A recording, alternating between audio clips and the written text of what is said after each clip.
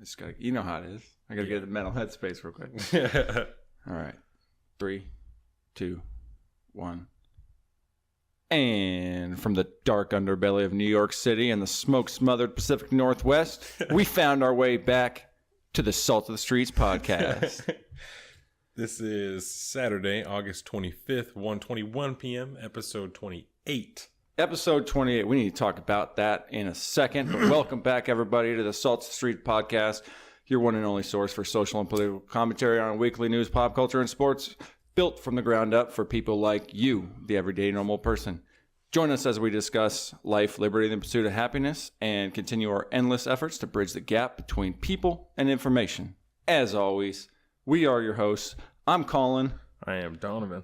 And coming up on this week's show, we're going to be catching up on the last few weeks since I've been out of town and things have been kind of crazy. We had some pre-recorded show that got popped up. So I know Don's had a little bit of a break, at least from the podcast, not from real life. Yeah. And but I think if we have some time too, we might be discussing some of the latest and greatest news coming out of the endless circle that is the Trump presidency and the investigations and whatnot. But we'll see how we're doing on time. But of course, before we dive into the heavy stuff, just a reminder to take a second to rate the show on whatever platform you're listening to right now, whether it's SoundCloud, Stitcher, or iTunes, Apple Podcasts. If you like what we're trying to do here, all you got to do to help us out is get down, give us a rating and a review. We greatly appreciate it. It would help out the show. Yeah. Yeah. Oh, and follow us on Instagram at Salt of the Streets. Give us a like on Facebook at Salt of the Streets. And follow us on Twitter. Did I just say titter? Yeah. Twitter. Hey, I'm back. Alpaca Donovan, or Salt of the Street on Twitter. And Instagram, alpaca_Donovan on Instagram. That's right. And you are Big Bird Offie on both of those things. For sure. Helps keep it simple. Make it easier for everybody. I just have to be difficult. I don't know. Well, because we don't have a Salt of the Streets Twitter. We just have our own. But we have a Salt of the Streets Instagram. So, and I don't want to be like Salt of the Street Donovan, on. Yeah, that'd be weird. Nobody likes that. So I'm just. Can you even make things that long? Probably. I don't know. I don't know how long can you make your name on the max character length on Instagram. Yeah, it's probably something tiny. Because I mean, you think 32. Salt of the Street. Oh, yeah, because you couldn't put Salt of the Streets because that was too long. There's the max. We just remembered. Yeah, we figured it out. But that's on Twitter, not on Instagram. I don't know what it is. It might be like 32 characters on Instagram. I'm not sure. That just goes to show you how much weed I've been smoking lately. I forgot you were talking about Instagram. Speaking of being a lightweight when it comes to smoking weed, I just got back from New York. Yes. Obviously. 2 weeks, dog. 2 weeks. It was one of those, every day was long, but the 2 weeks just disappeared. And I think that's just kind of the general flow of vacation.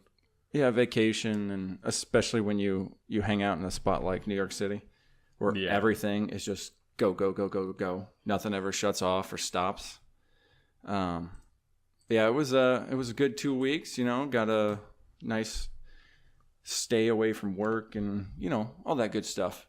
You handled everything when it came to podcasts, so I tried to block myself out from most of the social media and the news, and luckily I don't think I missed too much, which was nice. I think there was a 2 week lull in the news. Yeah, I don't think that there really was that much that happened. Yeah. I was listening to somebody. Maybe must have been Ben Shapiro. I think it was one of the first episodes I listened to when I came back.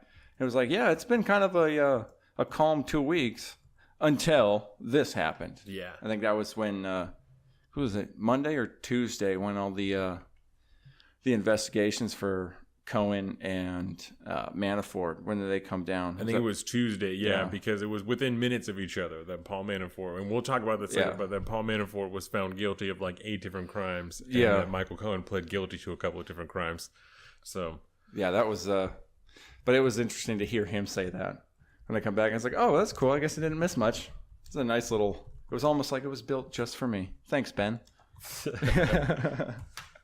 Oh. But yeah, I don't know.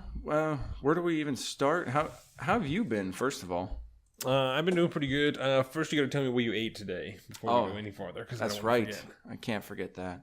I had a breakfast sandwich, and I was feeling real fat, and I made myself 2 peanut butter and jelly sandwiches like 2 hours ago. Oh, they're so good. Jordan is on. So Jordan, like she said, she's 20 weeks on Sunday, tomorrow, the day of the fantasy draft, which we will also talk about later because Colin is playing fantasy with us this year. But so Jordan is 20 weeks tomorrow, and she has a peanut butter and jelly sandwich almost every single day. That's good. And it's usually, that makes me happy. It's usually about 20 minutes before we go to bed. Like I mean, obviously she's eating all the time, but it's almost always a PB&J before bed, and she's loving it. Pam from work gave us some jam that Dave made, some plum jam that Dave made, and it's like I wouldn't even eat it. Oh, it's fire. I would have to eat it. She said that she's gonna make more. Oh, it's fire. It is fucking fire. Fire. Yeah. Oh, it's so good. I wasn't sure I was going to like it, but it is absolutely delicious on fucking everything. On toast, English muffin, on a PB&J. It's delicious. You said plum jam. And that's why I wasn't sure if I was going to like it, but it was fucking delicious. Do you like regular plums? Or do you just I don't know that I've ever just eaten a plum. Oh, dude, they're wicked good. Yeah, I don't know that I have. We have a plum tree out back. No shit. And I don't know if they're quite ready yet, but we'll get some. That and get one. We got... I don't know if you noticed, like the apples everywhere that are falling off the trees, but we get lots of apples too here.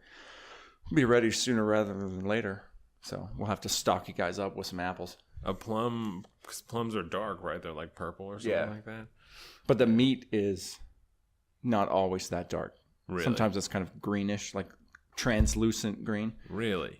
Yeah, kind of like an orange, just translucent orange. But it has a pit in it, right? Yeah, little one. It's not as big as like a peach. No, not like that. They're much thinner. Well, I don't know. I guess they're kind of maybe even proportional to a peach. Yeah. But I think they are thinner. My dog is barking, and I can hear it in my headphones. I'm sorry if you guys are hearing that. I might have to go put that soundproof thing on. Okay, good. We'll just go with that. It'll be fine. We've done worse before. Yeah, they'll be all right. Yeah, it was. If anybody listened to the Century Club, that was worse than this. So it'll be all right. That was I haven't made it all the way through that one yet, but just because time is hard to it's hard to fit in a couple hours, 2.5 hours, 3 hours.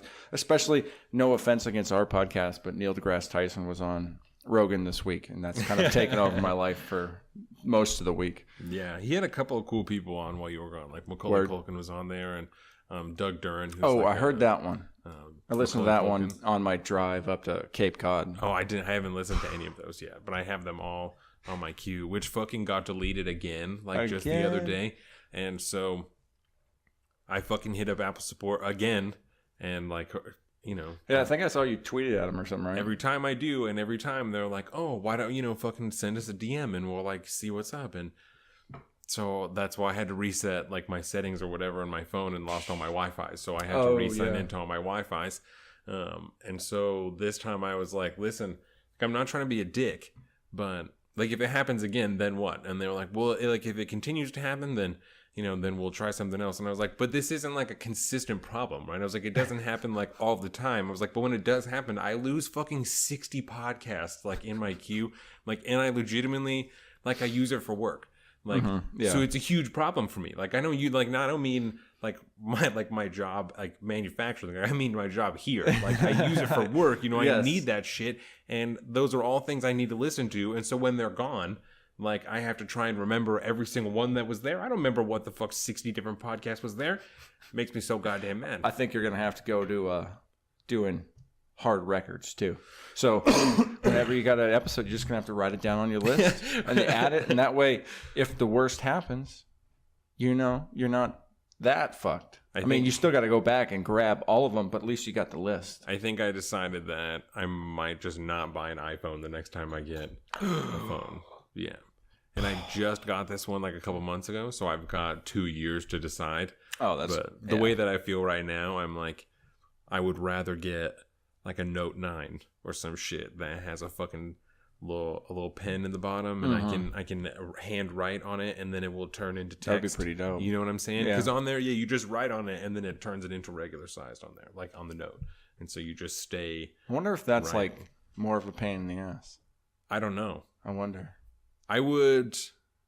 I write in all capital letters, so I would have to think that, like, for somebody like me, it's probably pretty simple, you know? Yeah. That it wouldn't have a hard time. It might translate it into all capital letters, like all yelling, but I don't know. But then that's when I'll know you'll get the phone. It's because you started doing that, and every text you send is all caps all the time. Like, bro, he's really fucking passionate about this. I wonder if you can train autocorrect to fix that. Like, if it does it every time, you know? Like that series of fucked up text messages I sent you this morning. Oh my God. That was so bad. Well, and you're usually so good about it that it was like great to just watch that unfold. Because mine are always so terrible. You know, you have had to translate some really terrible shit that I've said that. But I speak that language now, so it's totally fine. I read it through, and I don't necessarily read it as you write it. I just kind of, okay, I know what that means. It's good. It's like translating the hieroglyphs and shit, you know? Yeah, I got this. I have the Rosetta Stone. Like this. Somewhere deep within me. Something Laura Croft would go after. Yeah, so that's what you ate today was the peanut butter and jellies. Yeah, and then the breakfast sandwich earlier. So that's good. That's a reasonable amount of food. It's a decent amount of food. You know, it's 1:30. Yeah. So I've been pretty good. Like I did the fucking Century Club. Shout out to fucking Blake and Biscuit. You know, Biscuit. Drew and Casey. They killed it. That was crazy. Tyler helped me co-host it. That was really cool. Great job, Ty. Yeah, you guys are big in the Netherlands. We're big in the Netherlands. That's a thing that happens. Look out for that. I don't know how the fuck that happened, but a hell of people in the Netherlands picked up on that. Yeah, that was weird. That was like so dope. I was going to just do the opening line to the show today. Yeah, in Dutch, and then not tell you about anything, but. It was. I mean, Dutch is hard to speak, man. So I couldn't get it down.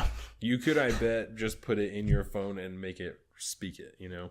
Yeah, I could totally do that because I actually have this. The Google Translate. I got the Google Translate. Yeah, and it's pretty sweet. And I don't remember how to do that. Do I just type it and it'll say something? I think. I would hope so. Welcome to the podcast. And welcome to the podcast. No, not in English, in Dutch. Come on now. What the fuck, Siri? There we go. Welkom bij de podcast. Ooh. Boom. Shout out to the Netherlands. I've been to the Netherlands before. It's a nice place, yeah. Beautiful country. On one of your Coast Guard tours? No? No, this is a private practice. Oh. This is all by my lonesome. This is before I went. Oh, when you were doing all your traveling, you went to Russia and shit? Yeah, that was, 17, 18? That's great. I think I turned 18 in Russia. Really? So and that was like in the middle of the trip. So yeah, that's pretty crazy. Dope. Yeah, I ate bear that day. It was fantastic. You ate bear that day? Yeah. That's pretty cool. I had some Russian bear. I don't know that was not Russian accent. That was a terrible Russian accent. I've always heard like Steven Ranella has always talked about.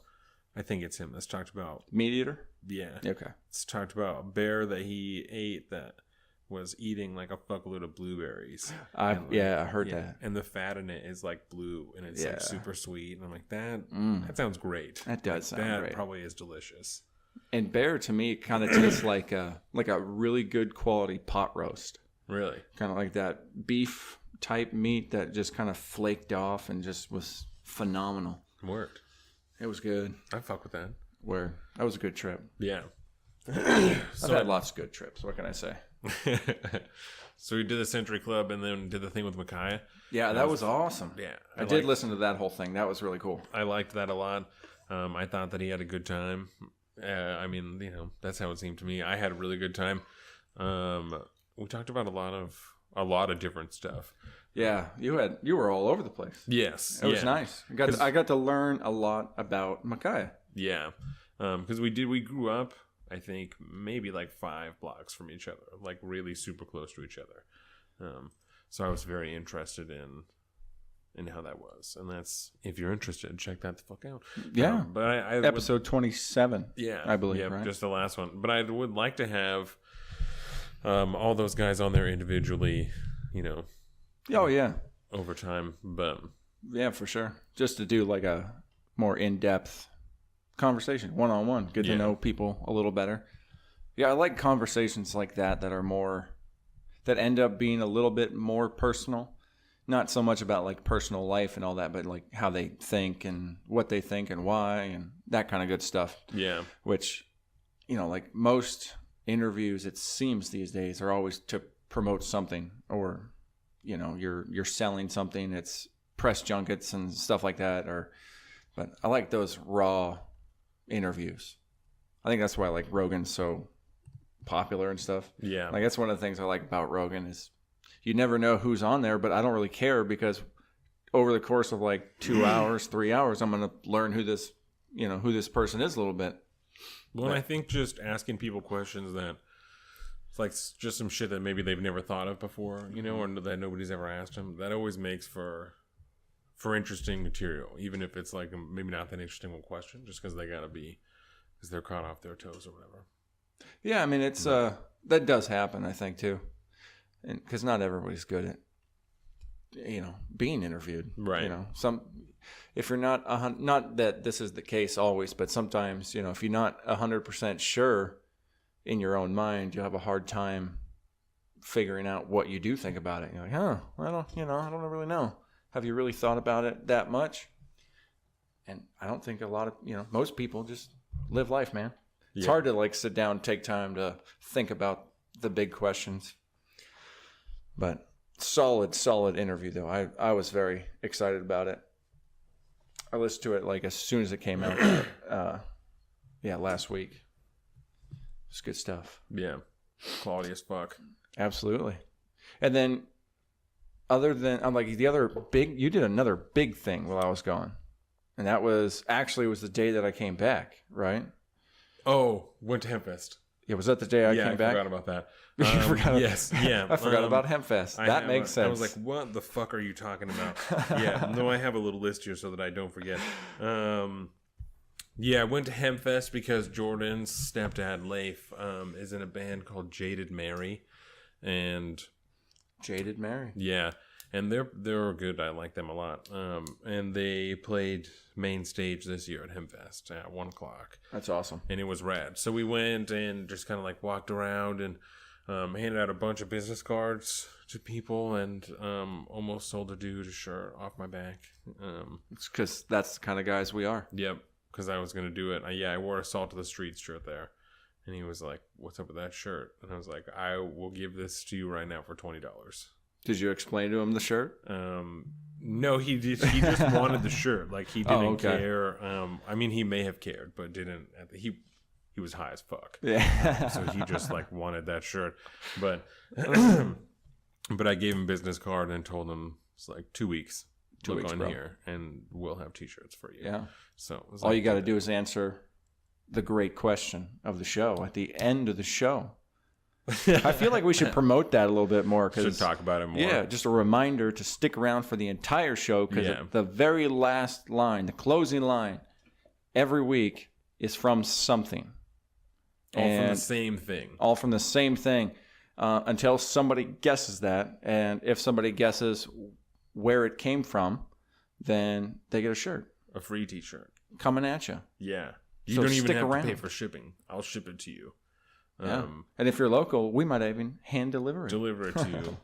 I'll sign it if that's what you want. That feels weird, but like if that's what you want, because if you're listening to all the fucking episodes and then you finally figure out what it is, you're obviously like a little bit of a fan. But I'll like silver Sharpie that bitch because they're black. But that's right. I got yellow paint pens at work. I'll just borrow one and we get nice and yellow. I also don't have to. If you want to wear it, that's fine, because that would be weird probably to wear a shirt with someone's signature on it, like because I'm not famous yet. Except for in the Netherlands. We've covered this now. Except for in the Netherlands, yes. That's the next T-shirt that we're going to wear. Yeah, if I ship it to the Netherlands, then I'll definitely sign it. But yeah, so that was cool. My brother bought a bong that is shaped like a gun. and is made out of wood. Oh, okay. Yeah. Yeah, I think I've seen some of those before. It was pretty interesting. I'll try and get a picture of it and put it on the internet because it was wild. That is weird. But, so, like the gun is pointing towards your face. Yes. And then the bull, like in that. It's shaped like an AK-47. Oh, Jesus. Yeah. So it's, I thought it'd be like a small one. Shaped like so it's like this big, probably like that big, and yeah, like the barrel of it is fucking huge, like probably as wide as this beer bottle. That's a big one, and it's for professionals only. And it's like long, and then the downstem just goes into it, and then there's like a wooden clip that comes up, and then like the handle of it goes down, and then the stock like goes down towards the ground. And it was cool. We smoked out of it when we were there because there was not as many people at Hempfest this year as the last time that I went. The last time I went was in high school, but and I think possibly just because it's legal now, so it's I was just gonna ask. I was like, do you think that's not as big of a deal? Yeah, but there was lots of people with like kids and shit there and stuff, which I thought is cool. I think that's good because it's about education. That's like I don't want I don't want like this place to be in like a closed hall and it's just a total hot box or anything because this is outside, right? Yeah. It's a huge park and it's at like a waterfront park too. Okay. So there's lots. That'd be like, dude, I don't want a kid going in there getting all high. So no, that'd be fucked up. There's lots of airflow and stuff like good. that. And it's the park is like 2 or 3 miles long, so there's lots of different areas to be in. It's right down on the waterfront. Yeah, how get far off the away ferry. is it from like the ferry? Maybe like 2 miles. Oh, okay. So it's an Uber ride, not a walking. No, we walked there. 2 miles? Yeah, bro, it's not that far. That is not that far. Okay, how fast do you walk?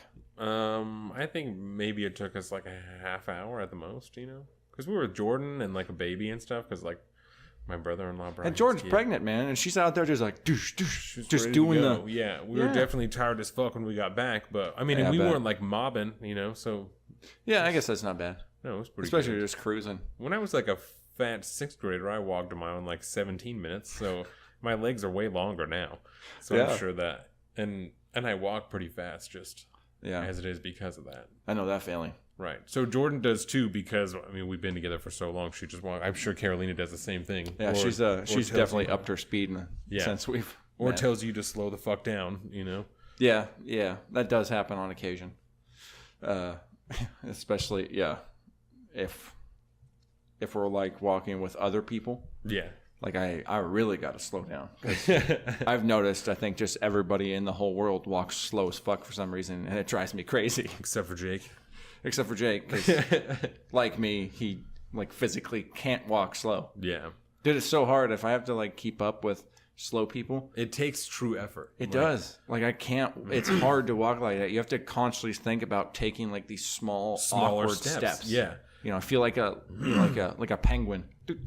Yeah, because to just step slowly is like sneaking, and that's weird. So you have to just take like small steps, and that also feels unnatural. Yeah, like I can't like slow my legs down because it'll just look like I'm walking in slow motion, and everybody will think you're high as hell, which I'm not when I go walking. Yeah, not all the time. Right now, I think I am.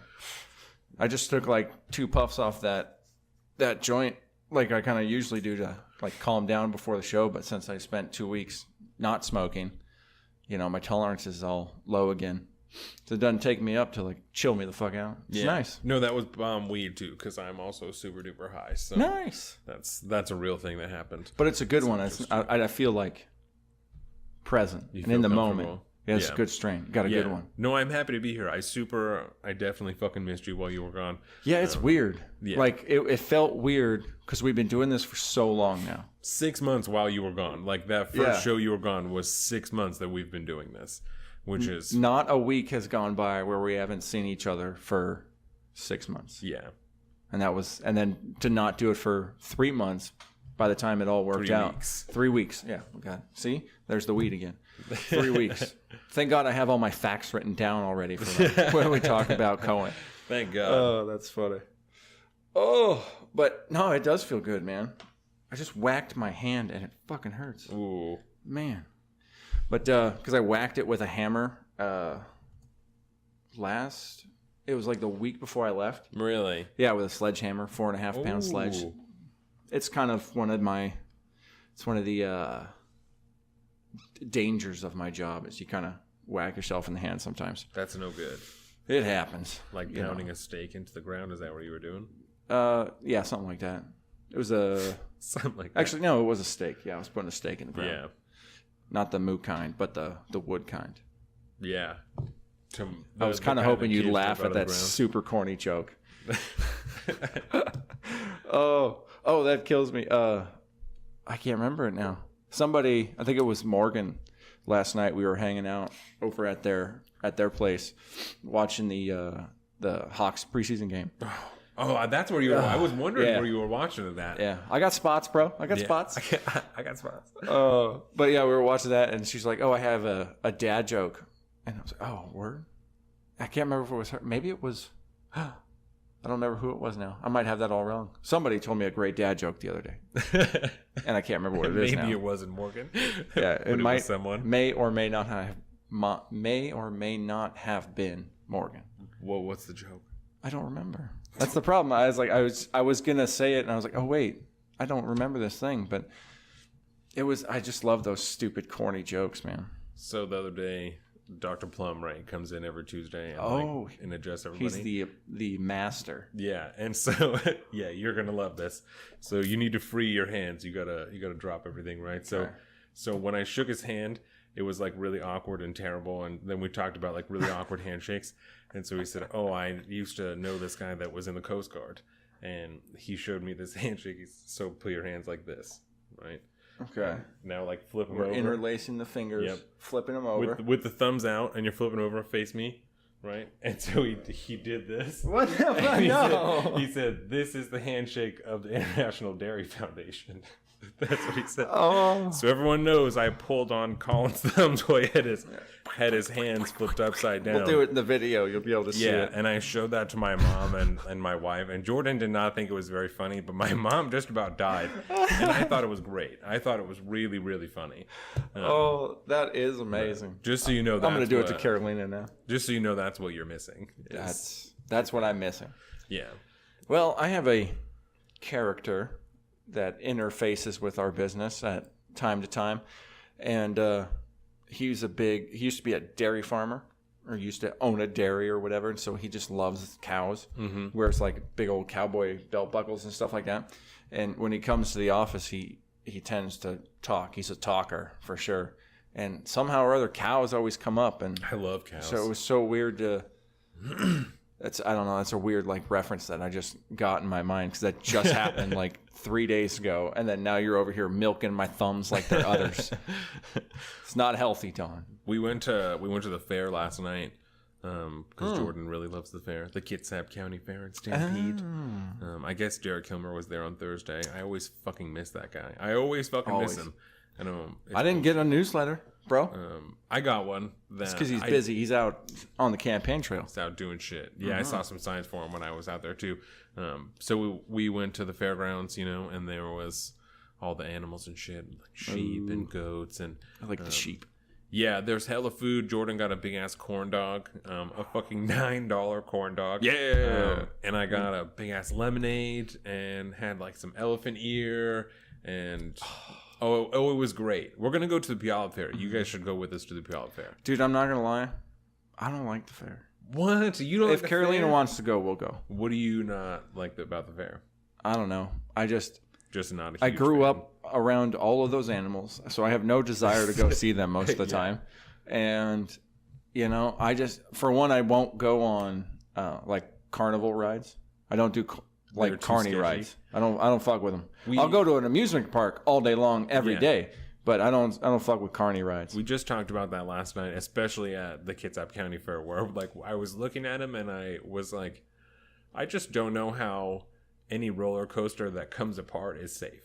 I don't know. I don't understand how that structurally. I got a mental block about it, man. When I it's can't meant do to be taken apart. Exactly. I don't know. Jordan doesn't like rides, so the last time we went to the Puyallup Fair, we went with her friend Kaylee, and me and Kaylee went on all these rides together, and Jordan like stood there, and she insisted that she had a great time, like, and she was totally fine with that because she just doesn't like it, but it felt strange. I felt like I was taking my wife's best friend on a date. Like, it was just strange, with your her right there. Like a chaperone. When you're a chaperone, yeah. Yeah, it was really funny. But I had a good time yesterday. I had like a little pizza. Like a mini pizza? Mm-hmm. It was delicious. What kind of mini pizza? Where did you procure this mini pizza? It was a pepperoni one. It was just Domino's had a little stand there. And I couldn't decide what I wanted to eat. This was at the fair? Yes, this was at the fair, yeah. There was so much stuff there. I just didn't know what I wanted to eat. So that's right, because when I texted you, you said you were at the fair, right? Yeah. Yeah, that's right. And we went at Hempfest. Hempfest has food like the fair because there's all these fucking people getting high there. So Jordan had like a gyro at Hempfest, and I had this huge thing of French fries that had like chicken and bacon and like a little bit of ranch on it and like a fuckload of garlic. Oh my god, it was so goddamn good. And I had a root beer float. I had a root beer float there. Oh, it was great. Nothing better than being high with a root beer float. This is true. Like. That's the best. This has happened to me recently. I think I even posted it on Instagram once upon a time. Yeah. Which I need to try to get back into. I know, me too. It's hard to jump back into the social media. Man. And every time I would just like scan the news real quick. I wouldn't like get into the articles or anything. And I spent basically 2 weeks occasionally checking the headlines. Yeah. And God, that is a dark, dark place. That is some terrible ass shit. I almost don't spend that much time on Twitter anymore because it's like so divisive. It's such nonsense like that. It's almost not even worth reading anymore. It's just crazy fucking opinions from like either side that I'm like I'm not even going to respond to this because it just adds to absurdity. Yeah. It's every crazy. One of you people is insane right now. And it's the way that Twitter's designed because it's not even people that I follow. It's shit that people that I follow like, and then it shows up in my timeline. Yeah. And there's nothing you can do about it. Like you click on the little arrow and it's like, oh, do you want to follow this person or mute them or whatever? And so I can't even choose to like see it less often. You know, like you can. And so it's just the way that it's designed now for you to see shit that you have chosen not to see. Yeah, it's not. Or not chosen to see. Yeah, it wasn't. That's part of the whole, when you break it down, the whole argument in all this crazy, data mining and all this shit that's on Facebook and Instagram, all these things. That's not what it was really built and intended to do. Right. You were only supposed to get stuff from your friends. Like whatever, back when it was like, what's on your mind? Do they still ask you that in Facebook? What's on your mind was like your status change or whatever? I think it still says that. Okay. That shows you how much I really pay attention to it. See. It's just a tool to me, really. All those social media things are. One of them, Twitter for me is kind of entertainment. But other than that, like I never really check Facebook except I just watch out for notifications on the Salt of the Streets page. Because I just use those. I don't like use my personal ones very much. It's the only one that we give a shit about. Yeah. Because I don't know. It's so fucking toxic. It's hard not to deal with it. I think Instagram's probably the best place for the less toxic shit. Yes. Because, I don't know. And it might just be in the people I follow, too. I don't know what. I'm sure there's all those crazy, hardcore extremists out there that post on Instagram, too. I just don't follow them. But Twitter says what's happening. What's happening? Yeah. That's what Twitter says. And Facebook does still say what's on your mind. Man. So Facebook is more inviting of thoughts instead of Twitter's just like, what are you doing? What are you doing? Well, there's not enough characters to comprehensively express a thought. 280. And if you do it on the computer, it gives you the option to add another tweet. Like, so you can just make a thread. So if you're on your computer, that's how you just fucking make a thread of 30 different tweets. That's like a whole story. Which I also don't like that people are, that's what they do. Here's a thread of what the fuck ever of any of them. I don't want 30 fucking tweets. I don't want to read 30 of your tweets. Like that's dumb. That's not what the point is. Put that shit on Facebook. Get that shit exactly. out here. That is not what Twitter is fucking for. Do what those some people like they'll tweet a picture of something they wrote. Yes. And then throw it up there. That's like hack around the system. It's even like, I'll almost accept that certainly over a thread of, like I said, 30 fucking tweets about because at least it doesn't clutter up my shit. Yeah. Then if I don't want to read it, I'm just like, yeah, whatever, dude. I don't really care what you think. Yeah. I hate that I don't shit. have to weed through all that shit. Or if it's in your in case you missed it or whatever that is. Yes. That block they show you. I hate that. And then there'll be like a random like, oh, this is page 5 out of 30. I'm like, well, why is that? And then there'll be like a 12 out of 30.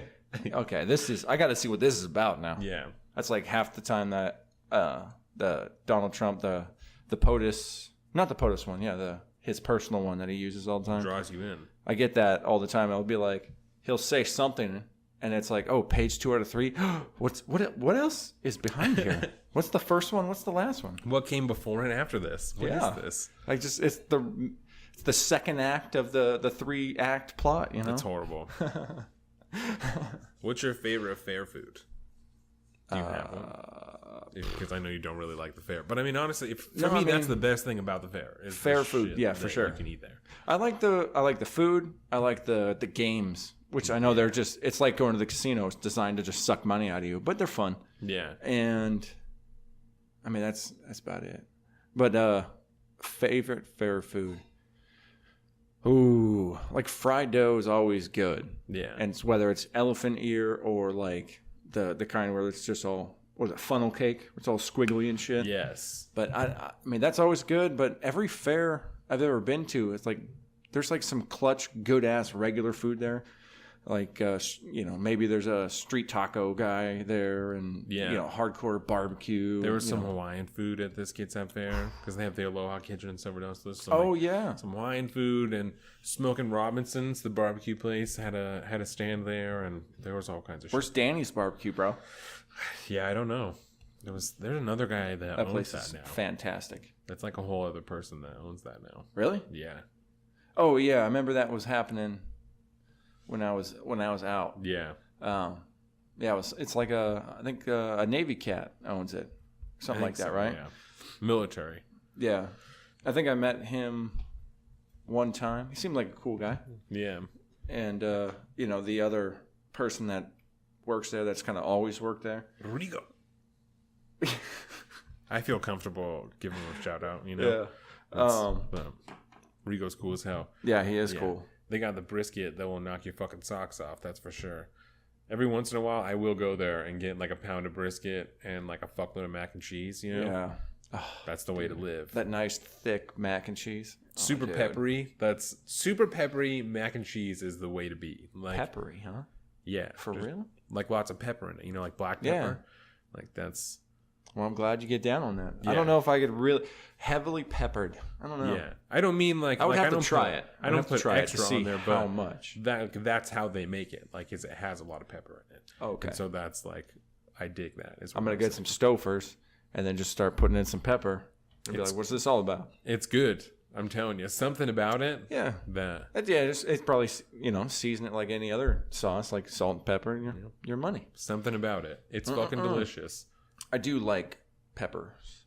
Like I like pretty much all peppers. I like oh my god, I'm like blanking on it. But like when you eat Thai food and all that, it's like those chili peppers, and then like in some Chinese food plates, like traditional Chinese, you get the black peppercorn something, or I love that shit.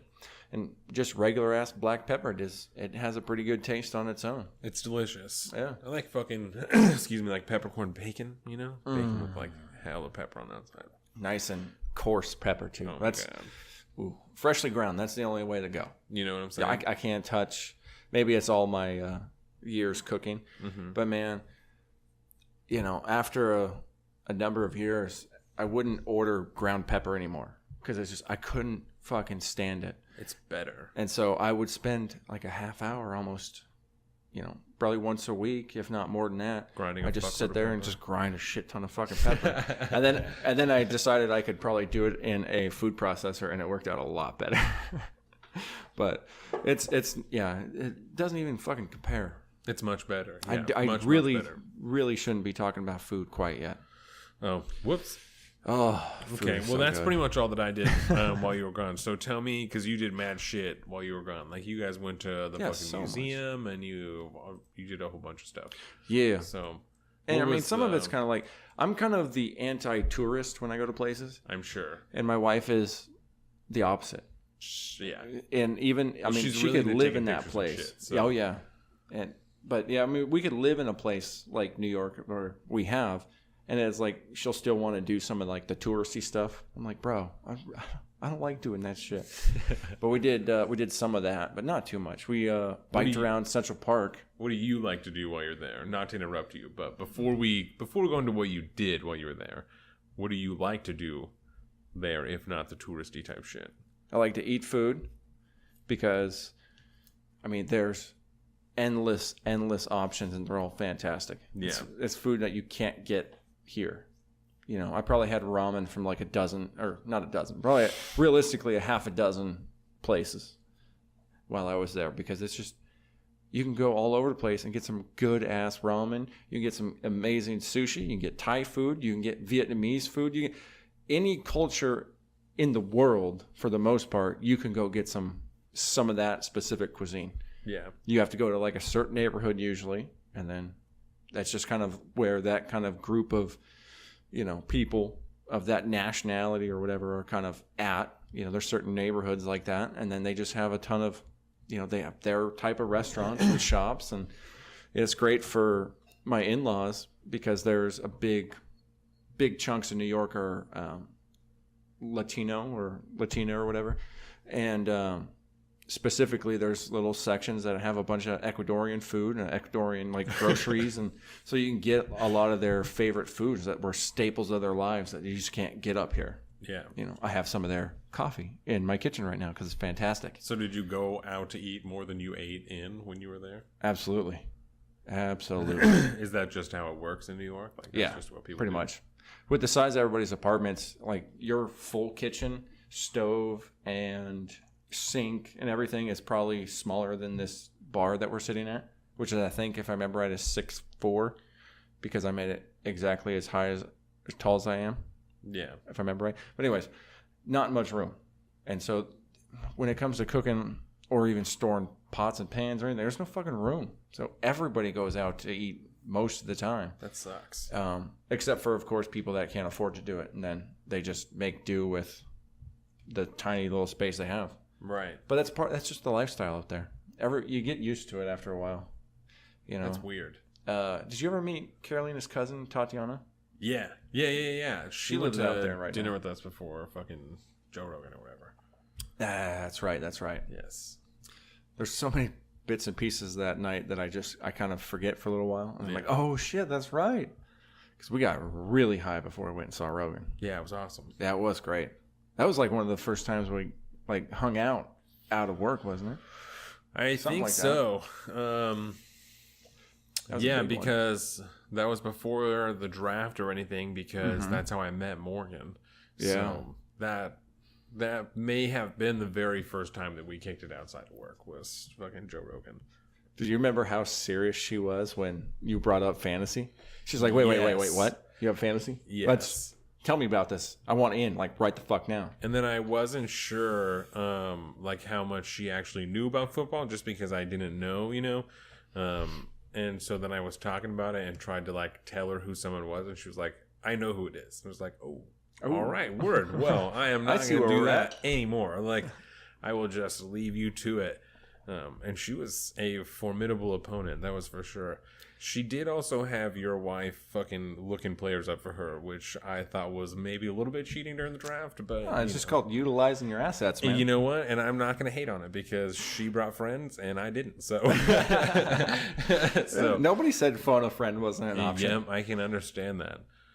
Yeah, I think we're talking about doing just another league. What's the smallest you can do in the league? What's the smallest amount of people? 8, probably. 8. And you do an 8-man league, everyone's teams are going to be fucking stacked.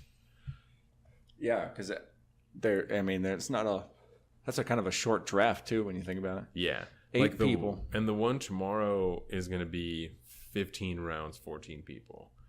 Gets kind of tough at the end. Yeah, that'll be slim pickings. Yeah. But at that point, like, you could do, if you're going to do 8 people, you can do like a 2 quarterback league or like some other weird shit, you know, that makes it a little harder. You know, definitely you would want to do like 3 wide receivers, or like we do 2 flexes, you know, instead of 3 wide receivers. Oh, yeah. So, yeah, I like those flexes. Because, it's wide receiver or running back. Tight end or running back, yeah. Okay, so any of those 3. Any of the 3. I like that. Yeah. Yeah, that's fun because then you can have a little bit more fun with different positions, you know? Like you can have a guy that's more of a wide receiver guy. Yeah. And that's like the way he plays fantasy. Yeah. What's your idea for a new league? You just want to do another one? We have some people that are interested, and they're like, well, I think it's too late. I'm like, I don't think so. And if I make Carolina do it, and if everybody's significant other does it, we have 6 people. Yeah. And if we had another 2, we'd have 8 people. Well, and certainly to do it online, it's not too late. Okay. Like, as long as you do it before the season starts. But, like, we're doing ours tomorrow because it's a live draft, and next weekend is Labor Day, so people are going to be gone doing stuff. So that's why it is Labor Day weekend next weekend. Yeah. Nice. So that's why we're doing... Or this weekend, if you're listening to this on Monday. Yeah. I gotta fucking fix my car next weekend. That's I know. Oh, that's right. I have $500 on parts for my car. So what was wrong with your whip again? So I have to replace all the hoses for the cooling system, which is I think like 10 or 12 different hoses. Woo. And the thermostat. I gotta replace the water pump and then also the drive belt. I gotta do all that shit. You're like replacing your entire cooling system. Yes, I am. Except for the radiator. Yes. And so Casey's going to come over. Case Bowles is going to come over on Sunday. You're more than welcome. So we're just going to do a bunch of, you know, it's going to take a while probably. But it's going to be interesting because I don't know what the fuck I'm doing. But Casey wants to learn more shit. And I'm down. I'm always trying to learn more shit. So yeah, I would have no fucking idea what I was doing with that. Yeah. And, you know. I'm good for certain things like brakes and tires, you know. Basic oil and that kind of stuff. I did brakes once. I had to flush my whole brake line because I ran it. I must have gotten an air pocket in it somehow, and I drove all the way. I had to drive from Bainbridge to Silverdale to get home, and about halfway home, my brakes basically quit working, and so I had to use my e-brake and downshifting and everything because I got a manual. If I didn't have a manual, I wouldn't have driven. Yeah. But I was confident enough that I could do that, and it worked out. And then I fixed my brakes. My whole system flushed the whole thing. And then I learned all about like how to put a vacuum in there with those little handheld vacuum pumps and shit. Because I don't know if you know this, your brake line is a vacuum system. Word. So if you get air in it, you can't. Yeah. Because it's a hydraulic system. Right. Essentially. But word. That's about the depths of my knowledge. Yeah. Yeah. So I have to. Yeah. So you have to. Like I said, I have to do all of that stuff, and then I'll have to bleed the whole system and everything. So I got to buy a whole fuckload of coolant too, because it's gonna. Yeah. I got to fill everything back up because the radiator is gonna empty out. Everything is gonna empty out when I take all those hoses. Well, there's a maintenance thing checked. You can change out all your coolant. Exactly. Done. Yeah. So it'll be good, and I'll be happy to have it done. But I'm not happy that I have to do it. You're just because you can't drive it right now then, huh? No. Yeah, that's a pain in the butt. No, because there's. The top hose is fucking leaking like crazy, and so the coolant just pours right out of it. Did it do that thing like where you're driving, all of a sudden there's steam? No, it used to like. Okay, so I think we've talked about this before. The Land Rover comes with that weird part on it that's like the overflow indicator. And it's like a $250 part, and so instead of it being for the coolant overflow indicator, and so you don't need it because it just tells you if there's too much in it, Yeah. So they just cut it off, which is like I guess a really common thing that people will just cut it off because you don't need it. As long as you don't, because if the warranty is already void, fuck it. Yeah, and so sometimes if the car gets really hot, then the coolant will spit out the top, like out of that hose, and it will get on stuff. Ooh, and then it will just steam a little bit, but it's not like nothing is wrong. It's just because there's hot coolant, so you just don't fill it up all the way, And so I thought I was doing that, and then I went to drive to work one morning and didn't have any heat. Oh. And I was like, fuck. Like the first car I ever bought, had a crack in the radiator, and I didn't know it because I didn't know anything about cars. And so I had to like replace the radiator, everything in that. And so I knew that something was wrong. And then I went to go to the gas station that day to make the store run for the boys. And I put some coolant in it before I went. And then I got to the gas station, and there was like a steady stream of coolant coming out of there. And I was like, oh, fuck.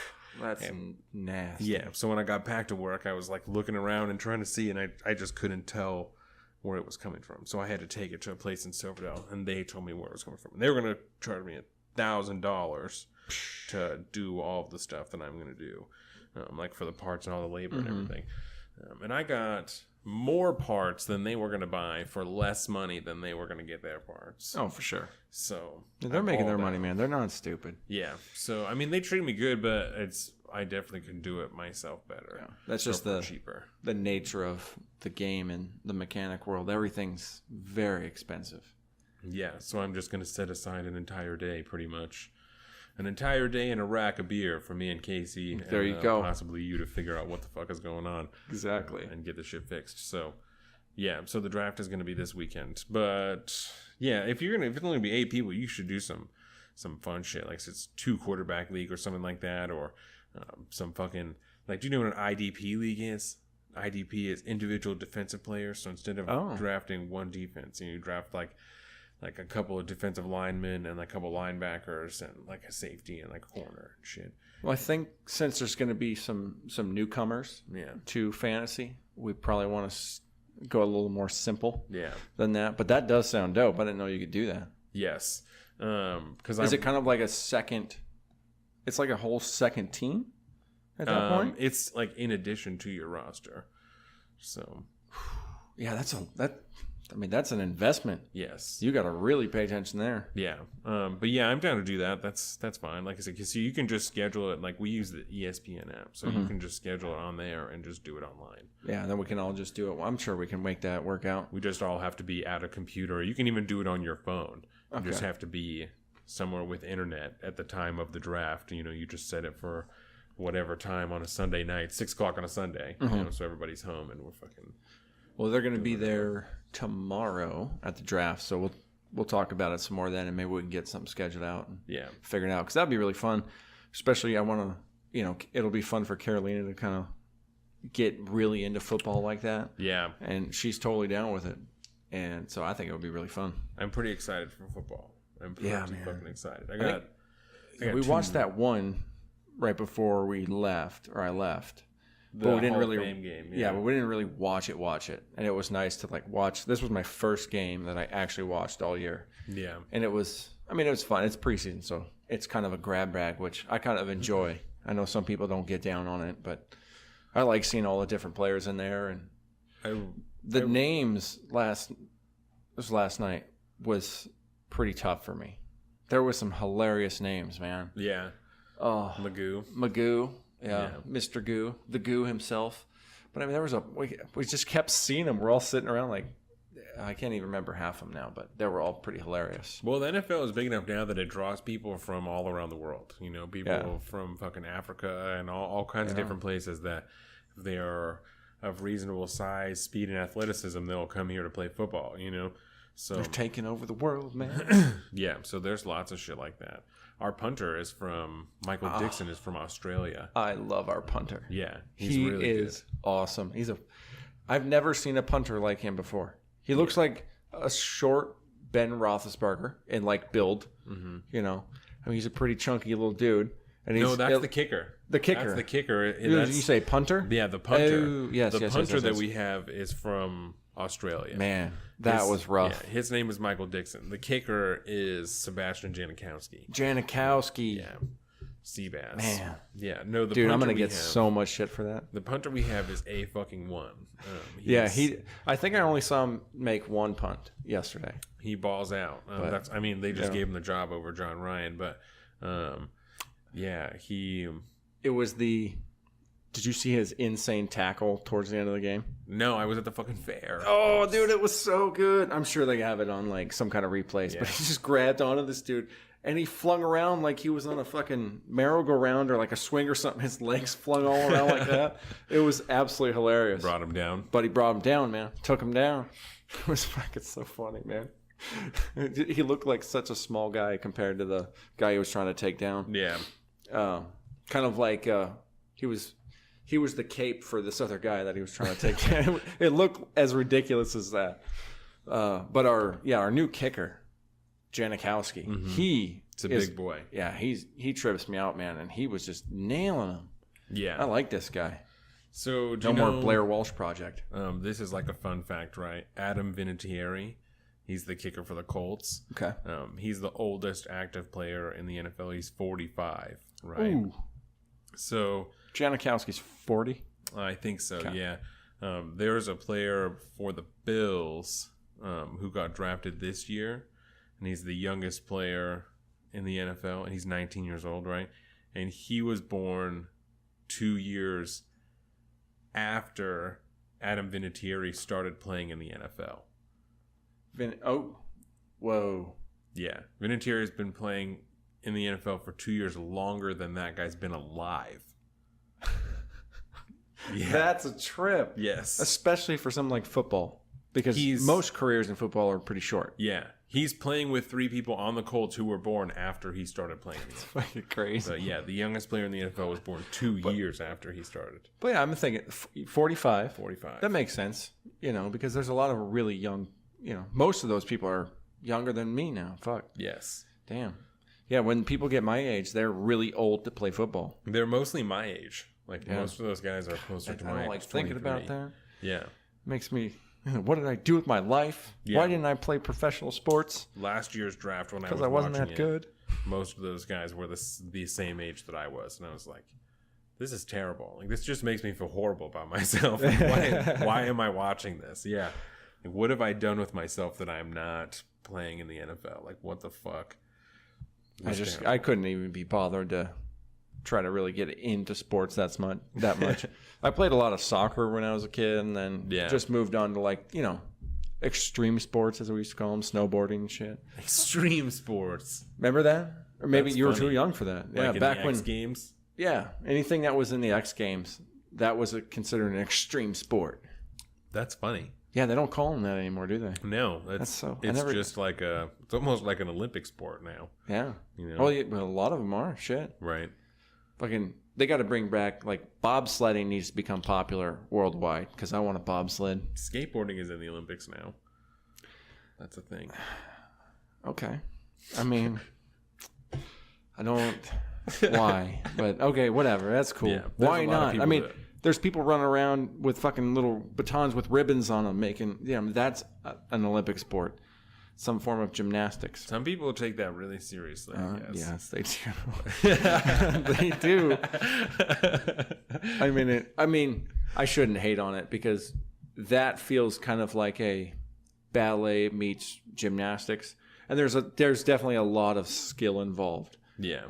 That's not what I usually think of when I think of the Olympics. I think of the world's finest tip-top athletes, And if they're from Russia, they're all doped up, but that's what it is. Dude, like all of them. All of them. Dude. Yeah, if you have not watched Still haven't Icarus, watched it. Yeah, I still haven't watched Icarus. Fucking watch Icarus. Everyone watch Icarus. That shit's crazy. Okay, so let's actually what else did I do? Yeah, let's actually talk about what you did. What was the first thing that you did when you got to New York?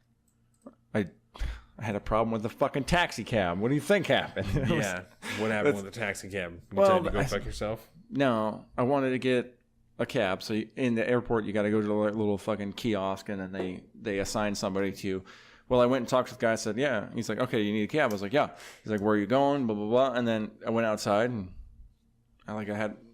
nobody was there. He didn't give me a ticket, none of that shit. And all the cabs were like, well, I need a ticket. And I was like, bro, why the fuck? Come on, give me my fucking ticket. I need to get a cab and get out of here. I just spent 6 hours on a plane. I didn't sleep at all last night. I'm fucking pissed off. I just want to get, I'm done with the day. But anyways, finally got a cab and went back. But I was like, oh, welcome back to fucking New York. How long is the cab ride? Oh, well, we had a bunch of traffic. So it was probably, half hour or so, 45 minutes. How much was it? Cab ride? Yeah. Oh, I don't know. It was not, I did not pay for the cab. It was somebody paid for us. They came met us at the airport. That's nice. Yeah, it's always nice to not have to be alone. When you come back, it's nice to see people, especially when it's family you haven't seen in a long time. Carolina's mom came down and met us there, and she gets so excited. You know, your wife? Well, yeah, or but her mom, Oh. like more so. She's just very, very excited when it comes to being happy. She's very, very outwardly expressive about her happiness. And it's always really nice to see. Yeah. It can't not put a smile on your face because there's just all the time. You could be in the worst mood in the world, like, okay, happy times. But yeah, no, I just kicked it for a while because we got there at like 11:30 or so, or 11 o'clock, because I think our flight was a little quick. But then I think we basically just like hung out that day because I was just wiped. And but I think the first, I don't know, I'll have to look on the calendar. What did we do? The first thing we did? Yeah, the first activity. I probably think it was bike riding around Central Park. Met one of Carolina's brother out there, and he rented us some bikes, and then we just, it's a nice loop. You just go around. How many siblings does she have? She has 2. Just 2? 2, yeah, 2 older brothers. So she's the baby. She is, yeah, by, don't hate me, sweetheart. I think it's probably by like 5 or 6 years, maybe. Oh, really? From the youngest, yeah.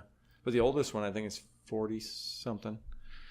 I don't know. I'm bad with ages, man. Shit. But yeah, she's pretty separated from the oldest one. Yeah. But what's funny, and he's the biggest kid out of all of them. Really? He loves comic books and like loves Spider-Man and Star Wars and video games, and he'll never be an old person. Yeah. Because he's just young at heart. He'll die young at heart, which is funny because he's the oldest one of the family. But yeah, that was really nice, except it was like 100 fucking degrees with like 70% humidity, and Carolina almost got heat stroke like halfway through. Nice and sweaty. Yeah, it was very sweaty. But it's nice out. You know, a lot of I think it was a little too hot for the sunbathers. Yeah. Because that's always a nice thing to do in Central Park. Just lay there. Just people watch, you know. I'm sure. Out. Yeah. And but yeah, it's fucking crazy, man. Driving around Central Park on a bike is it's like being on the freeway. You just kind of look around, and bikers and joggers and all sorts of different people out there.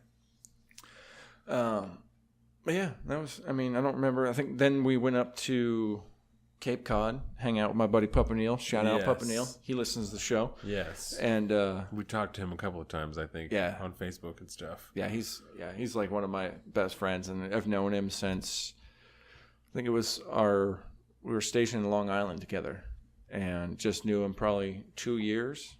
And then it was just we just kept hanging out, kept seeing each other, and just always do now. That's cool. You know, hadn't seen him in like 6-7 years, maybe. Yeah. God, that makes me feel old. It's been a while. It's been a while. Every time I say that, I hear that in my head, and it's like so hard to fight the urge to say that. You know? Yeah, it's been a while. You know what I'm saying? It's bad news. It's like that episode of South Park where Cartman can't not finish singing "Come Sail Away." Somebody says it. God damn it! Now I got to sing it the whole time. But yeah, we went up to Cape Cod. His parents, we've met his parents a few times, and they're like the nicest people on the fucking planet. Yeah. And they're extremely Massachusetts, like New England. They're hardcore from Mass for sure, and just in their mannerisms, their accent, and everything, but the pouring out of just welcoming energy, I guess you'd call it. I don't know. But they invited us out to their summer house out on Cape Cod. And so we went out and hung out by the beach. And then we went over to one of their... some crab? No. No? Is that not a crab place? It seems like... Oh, wait, no. No, I had a bunch of mussels.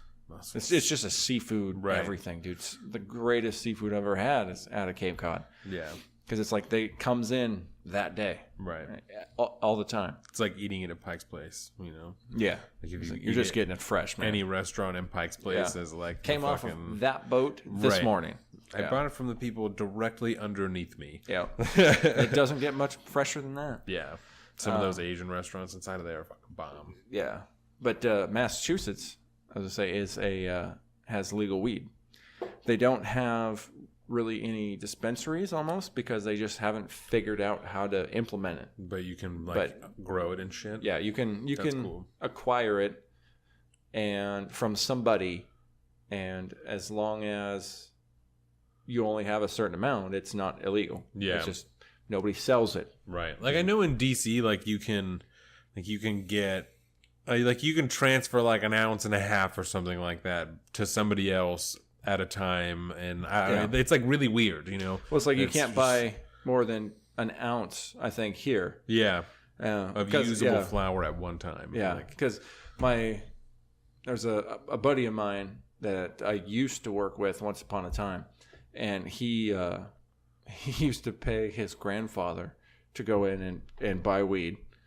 And just because he was home and he'd be the one going to the weed store, but he'd be like, yeah, here's X amount of cash, just bring me back whatever you can get. Yeah. He'd be like, all right. And he would go in and he'd buy like 2 ounces of flour.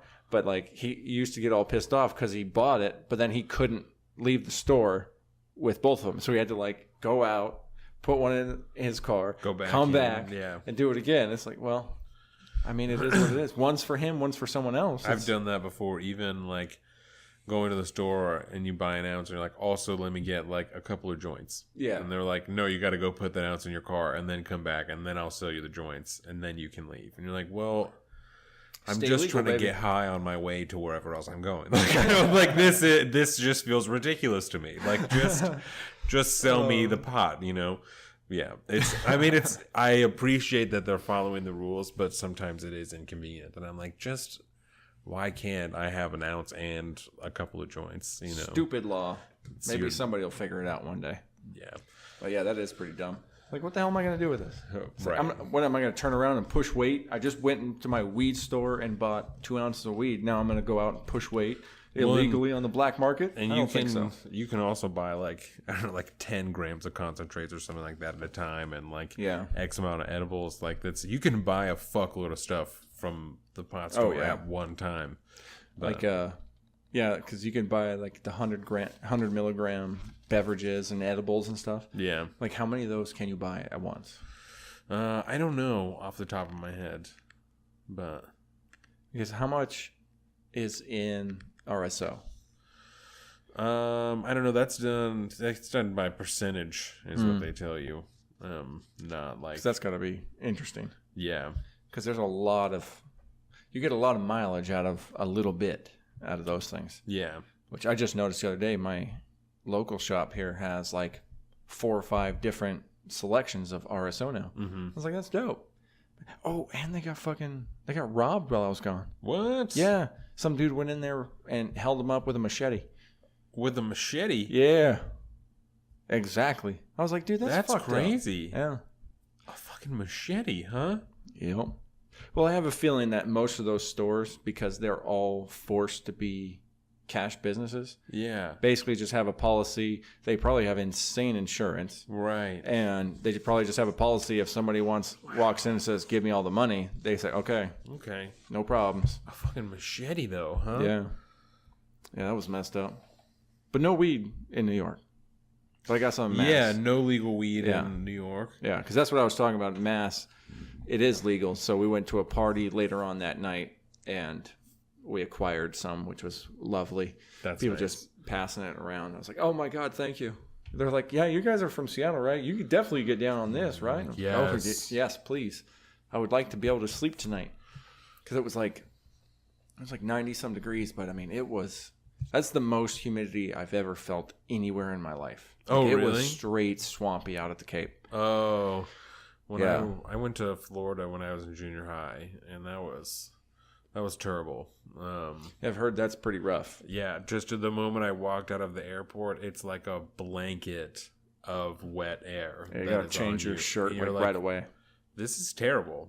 This is, why would anyone live here? And there's so many people there. Yes. I can't imagine. That's all right. I never need to go to Florida. I've made up my mind on that. I don't need to ever go to Florida. There's some cool stuff there. Like, I went to Universal Studios and Disney World, and that was rad. I would even do that now as an adult. I would go to Disney World and Universal Studios. Have you been to Disneyland? No, just Disney World. Okay. Because I've been to Disneyland I've a bunch never of been times. to California. We're gonna have to change that. Yeah, I've never Because that's not that far away, homie. I know. We got to get down there. I know. Because I've been to California a lot. I don't know. Because I went to training in the Coast Guard down there for a while, and I had I've been there for a bunch of different things. I like California, Northern California. Never been Southern California. I went down to Oakland. I think was like the farthest south I ever got, and that was a crazy story. But that's a story for another day. They almost got shot in Oakland, middle of the night. What the fuck? This poor little fucking kid driving in a neighborhood he shouldn't have been. Because I was DD. Okay, just a real quick story. I was because I was underage, and there was one club in San Francisco that was an 18 and over club, and so a bunch of us in my class, we'd all pile in a bunch of vehicles and just like caravan down there. And I had like 4 people with me slammed in my truck. And I was the DD because I was only like 19 at the time, maybe. And I was like, yeah, man, I'll go down. I'll drive you guys around. I don't care. And got down there. I thought I was good to go. And because I didn't have a GPS back then. And back before fucking smartphones and shit. Yeah. And so I was pretty familiar because I had gone back and forth to San Francisco a lot. And get down there. The club closed at like 2 a.m., and then everybody that was in my truck was fucking schmammered, just 3 sheets to the wind. And so after about 10 minutes in... 3 sheets to the wind. You've never heard that? I've never heard that before. God, I'm showing my age again. I'm going to have to look that one up. 3 sheets to the wind. Keep going. But yeah, so within like 10, 15 minutes, they fucking passed out. All of them. And so I got on the highway heading back north. I thought I was going north. Turns out I was going south. And I missed a sign or missed the exit or whatever, And so I ended up in like Oakland, and I was like, dude, I got to get the fuck off of here. I keep seeing these signs that are saying LA, and the mileage is getting smaller. It's like, no, I got to turn around. I'm going the wrong way. And so I was in the middle of Oakland, and I just got off at some random exit, and I was in the middle of some sketchy ass town, and I was like waiting at a stoplight, and I heard fucking gunshots and shit. And so I just didn't stop at any more stoplights. And then a cop pulls me over because he sees what I was doing. He's like, what are you doing? He's like, what are you doing here, man? You don't belong here. I was like, I know. I need to leave. That's why He's like, all right, well, I'm just going to get, I'm going to get ahead of you. Just follow me. I was like, okay, cool. So then I got a police escort out of like downtown Oakland. That's fucked up. To this day, I don't really actually know where I was, but I knew I was somewhere near Oakland. Yeah. So yeah, that was fun and exciting. That's really funny. But that's why you should go to California. 3 sheets to the wind, derived from sailing ships. The sheet in the phrase uses the nautical meaning of a rope that controls the trim of sail. A sheet that is in the wind has come loose from its mooring and is flapping in the wind like a flag. A sail, normally jib sails, is said to be sheeted to the wind when it is set to backfill, set to the opposite side of the ship from normal use. A backfill jib is normally a bad thing, but in a major storm when a ship is hove to, the helm is lashed to windward and the jibs are sheeted to the windward side of the ship, causing the ship to sit sideways to the wind and the waves to minimize the distance the ship is blown off course during a storm. Yeah. While hove to, the ship is at the mercy of the wind and the crew has no control of the ship. Yep. So, not a fun situation to find yourself in if you need to do that. So that, as the storm gets stronger, more force is required to hold the ship in position, and additional jibs are sheeted to the wind to keep the ship balanced. A ship that has 3 jibs sheeted to the wind would be sitting sideways to the wind and waves in hurricane conditions, causing it to roll wildly from side to side, in constant danger of rolling over of each wave. Hence, a totally inebriated person is out of control and in danger of crashing, just like a ship 3 sheets to the wind. That was the longest explanation I've ever heard of that, but it was very informative. It's a good background information. It's an English phrase. I could see that. So that is where I was not sure where that was going. Maybe that was just a sailor thing. I think that's probably where you got that, is because you were... Because I would have picked it up from my dad, who was a sailor. So, and his dad was a sailor, and I was a sailor. So I could see how that would be. It's become normal in my life. Yeah. So you and guys thankfully, also... I've only been 3 sheets to the wind probably 5, 6 times in my life, max. Because I don't like to do that anymore. But yeah. So you also went to, that was the first thing you did, and then you went to a bunch of different restaurants and stuff, right? What was the best thing that you ate while you were there? Or your favorite thing that you ate while you were there? Ramen. Ramen. Just ramen. There was, I'm trying to think of which place was the best. I had this cool thing, which is kind of a newer fad, I guess, in the world of ramen. It's called cold dipping noodles. And I kind of ordered it because it was the special of the day. And I thought it was something kind of like soba noodles. You ever had soba noodles or seen them? It's just it's a cold buckwheat noodle that is meticulously handcrafted and all this stuff and chopped and laid and all this good stuff. And then they're cold noodles that you pick up with chopsticks and you dip it in this sauce and then suck them up. So I figured was just some new agey version of it. And it turns out it was just cold ramen noodles with all the sides that you would get in ramen, with like the roasted pork and all that good stuff, the marinated egg, which is always really good. But then it just came with this cold pile of noodles and this kind of thick sauce that was nice and spicy. And so you just kind of dip stuff in there, dip your noodles in there, and suck them up, and that was really good. That was probably the most interesting thing I ate while I was there. Otherwise, it was we had lots of ramen and sushi, and ate a ton of South American food, a lot of Ecuadorian food. We had a big family night where all the families got together, and we all went out to Olive Garden. Oh, really? Olive Garden is never a bad time. I'll just say that. That's really funny. I was like, man, we're in New York City, and we're all getting together for a big kind of family reunion type thing, and we're going to Olive Garden. What did you eat at Olive Garden? I had unlimited soup salad and breadsticks.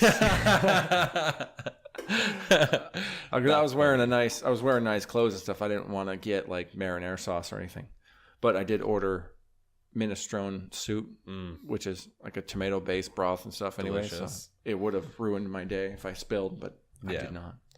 And I love their stupid salad dressing, but. You get it anywhere, I know, but I just thought that was kind of funny. They all want to go to Olive Garden, so that we is went to really Olive Garden. Funny. Yeah, that you're talking about how endless all the food is in New York, and you guys went to fucking Olive Garden. Yep, but hey, I'll never say no to that. Why not? So you also went to the museum, right? What museum is that? I can't go to New York without going to the Museum in Natural History. I've never been to like a proper museum, like a good one. Like we've. Mm-hmm. I don't know. We have some around here. Like we have the art museum and shit, but not like a good like natural history museum I've never been to. Are you going to get up and go pee? No, I need another beer. Oh, okay. Because I wanted to tell you about my trip to that. Yeah, no. But I need you to be here for it because the end of the story is rather amazing. Don't be sorry about the camera. This is real life, bro. But yeah, we went to there. It was Carolina's birthday, and she kind of did me the humor. She didn't really necessarily care exactly what we did, but we just wanted to go do something. And so we went to the museum, and I love to go up and see the dinosaurs, skeletons and stuff they have. And that's fucking so crazy. And because I've been there a ton of times, but I've never done any of their experiences, like their special packages. And this time I bought one to the planetarium package. Because who is the head of the planetarium of the Museum of Natural History? Oh my God, is it Neil deGrasse Tyson? It is. No shit. Was he there? He was not there. Oh. But we did go to his planetarium. Why not? That's lame. Probably because he's working. He's an astrophysicist, man. He's got shit to figure out. He should be working. If he's the head of that place, he should be there. He was probably in his office doing like research on the universe. Should have been like, excuse me, where's Mr. deGrasse Tyson? Like, can I see him, please? Like, what's the problem here? He did narrate the show that we watched, though, which was cool. And he's got a great voice. It was. You ever been to a planetarium? No. This was my first experience, and it was a fucking trip. You sit in these seats, and they're kind of leaned back a little bit, and you just look up at this dome. And it's like the equivalent of an IMAX experience, I think. I mean, it's right there, and it's ultra high def, and it's pretty fucking trippy. And it was all about dark energy and dark matter, really, and that kind of stuff. And they said some stuff there that kind of blew my fucking mind. But yeah, I don't know. That's cool. They have a cool like space exploration area, and there's underwater and a bunch of animals, reptiles, dinosaurs. You got all sorts of cool stuff there. It's just fun to walk through.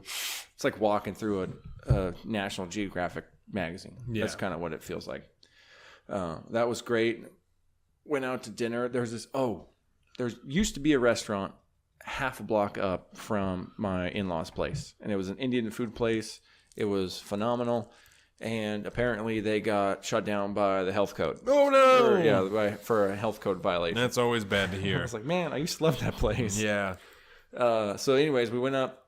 I wanted to try out this place. It's called Queen's Bully, and because it's on Queens Boulevard, and so they just they have a T-shirt in there where it says Queens Bully or Boulevard, like the street sign, and they crossed it out and then write Bully on it. It's pretty good, but it's like a barbecue joint.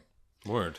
But like high class barbecue joint. They had live Classy music on barbecue. Tuesdays. Some cool like light jazz, bluesy type stuff, which was really cool. An amazing bourbon, whiskey, and Scotch selection.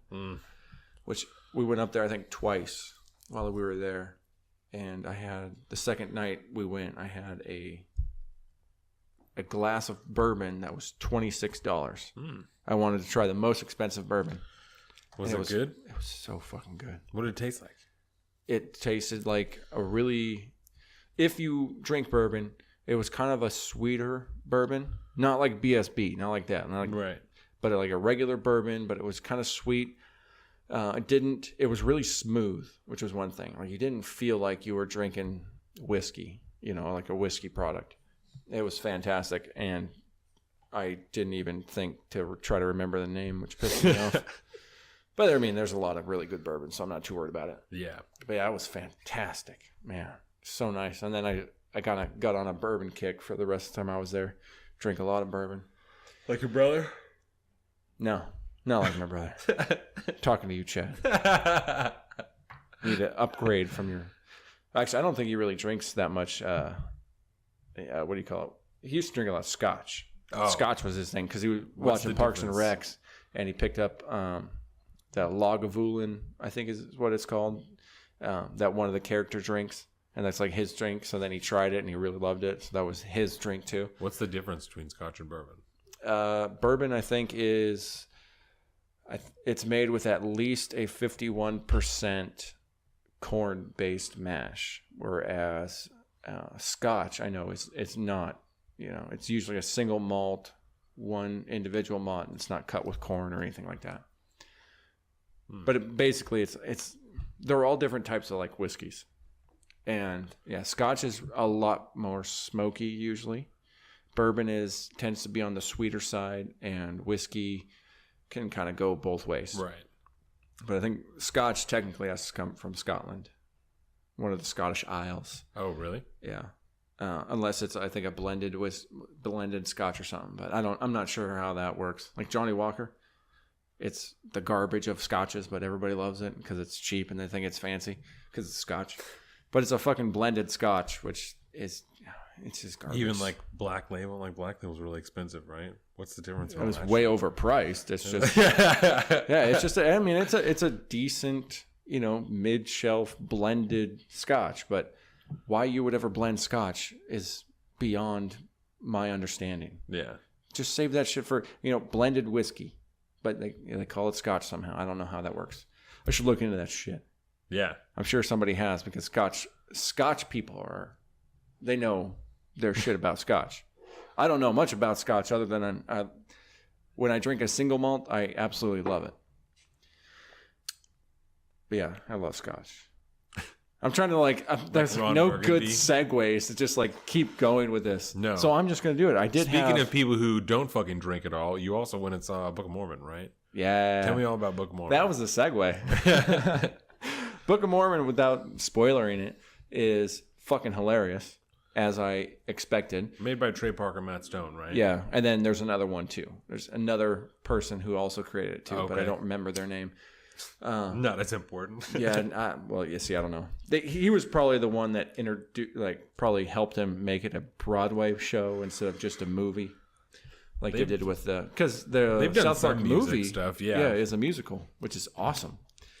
But anyways, yeah, it's about these two Mormon kids that just graduate from their mission training or something like that, and one of them is like the top of his class, and the other one is like the bottom of his class, and he's like a if you smash Cartman and Butters together, that's kind of his character, and they get paired up and sent off to Uganda. Oh shit! Yeah, and he was the head of the class guy. He had his dream set on going to Orlando, Florida, to spread the word of God, and because it's like his favorite place in the world, apparently, which is for some reason seemed like a very Mormon place. Orlando to want to go. Yeah, I don't know why. It's like, oh, that's so like white bread. I love it. And but anyways, they get shipped off to Uganda, so he's like freaking out. And then they try to convert a bunch of this local tribe into Mormons. The Ugandans? Yeah. And it doesn't go well. And there's a warlord, and then there's a guy who's got maggots on his scrotum. What? And there's all this. I mean, it's amazing. It's absolutely amazing. For some reason, I thought that this was the story of the Book of Mormon. Like, no. That's what I kind of thought that. But they did that already in their show. But they do fill in the background of that. And actually, they even narrate it in the background information. It's like when they do a flashback, they put like a sheer curtain down, and you can see Joseph Smith, and then I forget the other guy's name, but his like number 2 that took over the church. Yeah. And then it shows them like with the angel coming down and the golden plates and the hat and all that shit. And Brigham Young, that's what it was. And he was the one that introduced the fuck frog. Yeah, so tell me about the fuck frog. What is that? If you're watching the video, I'm going to show off the little fuck frog right here. This is a prop. It's a copy of the prop they use. And so we're getting kind of into spoiler territory now. That's fine. But fuck them. It's hard to, it's a fucking unless they make a movie. It's hard to go see it. So it doesn't. Yeah. And so anyways, they, that Brigham Young. Oh, no thanks. How do I phrase this? So basically the leader, like the kid that was in the number 1 spot, basically tries to go to this fucking warlord and convert him, and ends up having a really bad anal experience of his own. Something got shoved up there, like a Book of Mormon. And but his little flunky, like they had kind of a falling out because the kid's a flunky, and one of the people in the village kind of felt bad for like the flunky kid, and so he starts telling him about Mormonism, but he's never read the Book of Mormon. Oh shit! And he doesn't know shit about it, so he's just kind of like, he knows some of the key points, but then just makes shit up. And so apparently, fill in the name. What was his name? Brigham Young. Yeah. When he showed up to America or something like that, he ran into the natives, and they all had AIDS. And so he told them the way to get rid of AIDS is to, because there was a guy in the village who had it's kind of fucked up, but he fucked babies because he heard that it cured AIDS. And he's like, no, you can't do that, And so Brigham Young showed up, and he gave him a frog, and that's how he cured AIDS. And so then this guy that's in the village that goes around raping babies starts fucking frogs. And then he has this little fuck frog. But yeah, by the end of it, the kid kind of has a really shitty moment where all of his lies get exposed, and then he basically gets excommunicated from the church for a little while. Oh shit! But then it all resolves itself by, other stuff. The 2 kids kind of come together and become actual friends, and the day lives on. Everything ends happy. Yeah. Yeah. But in a weird way. Except for the one guy who's the doctor of the village, who actually never got his maggots out of his scrotum, which is just sad. But that's the kind of level of that's the humor in this movie, or in the play. That's the level of shrewd humor. And it's a pretty popular play, right? It won 5 Tony Awards, I think. What? Yeah, it was like it's won a shit ton of awards. That's crazy. Yeah, but it was a trip, man. After the shows, we're like walking out, and I got some swag. I got a shirt that's got one of the sayings from it on there. It's called Hasadiga Ibue, means with no context, fuck you, God. It's for whenever anybody in the village, like, because they just live in Uganda, and they have this warlord that comes in and cuts clitorises off of the women and all that, and they can't do anything, so they just developed a phrase, and it was, he said it translates to "fuck you, God." So every time some shit happens, like, well, Hasadiga Ibue. But it's pretty funny. It's a great play. Watched a lot of movies while I was out there. What did you watch? I watched the all-star was the Deadpool 2. Oh, have you seen that? No. Oh, baby. Yeah, we watched the super duper cut. Yeah. And it was fucking awesome. I told you I was concerned that just Josh Brolin being Cable, I wasn't sure that he is the correct choice, I think he was. But I don't know I'm shit excited about Cable, to see it. I like Cable a lot. I just think that I much prefer Marvel comic books over everything. And I don't want to get it confused. I'm not by any means like super educated on comic books, but I do love the X-Men. And that's like, I just thought that was so interesting, like Cable as a person, and it was cool. But so I'm excited to see, I'm excited to see him because I like him. And Ryan Reynolds was always, as always, is just fucking phenomenal in this movie. He's so fucking funny. Well, I'm glad that the sequel was good because sometimes it seems like they try too hard. Yeah. So the sequels can be like a little bit too much, but I think due to the nature of how they've created this Deadpool and his mannerisms and stuff, like I think they poked fun at themselves while they made this movie, and it just made it that much better. Yeah, it was so good. Well, and I've not like read much Deadpool, but from what I understand, the way that it's filmed is pretty similar to the way that the comic is written. So like he breaks the fourth wall a lot and shit like that. Yeah, and I've never looked at one Deadpool comic, I think, in my life. Yeah, we went to Midtown Comics too while I was there, because I always like to go to Midtown Comics. How was that? It's cool. We didn't end up getting anything, but I forgot. I should have looked for a Deadpool comic. Yeah. I should have brought you back a comic, bro. I feel like shit now. You're good, man. We do have a bunch of swag for you guys, but Carolina's got it all written down on a list, so I don't know who necessarily gets what. That's all right. So she'll bring the goods tomorrow. Yeah. And I forgot that little pile of stuff over there because we went over to Jake's brother's house last night. We have gifts for their whole family because they're basically our other family. Right. And I totally forgot them here last night. We left and then went down to the store to pick up some beer and some chips and dip and stuff. And then Carolina had forgotten her eye curler. And I was like, well, we're like right here. We'll come back and get it. So we got that. And then I still forgot to grab it. You so even came back here and still didn't get it? Exactly. And then like halfway to his house, I'm like, well, shit, it's too late now. Can't do that now. So we'll do it on Sunday. But, speaking of gifts, I looked up and down, and I could not find a single fucking bottle of water in New York City that had New York written anywhere on it. I could have sworn that they were like everywhere, like those little I Heart New York things. Yeah. No. They have water bottles, but your mom specifically told me not to get her one. Water. Yeah. I couldn't find a single one. Well, I think Drove she'll me nuts. understand because those are much more popular now. Water bottles instead of bottles of water, like especially in New York. Yeah, where they're pretty anti-plastic. Yeah, so I could see how that is a thing, and if you tell her that, she'll understand that that's the case. Word. So Kathy, if you're listening to me, I apologize, but I did my best. Yeah, and I know you didn't want that water bottle, right? So, but you'll see her tomorrow too. I'm sure that she'll ask about it. Oh yeah, for sure. Yeah, she'll hear me before she hears this. Yeah.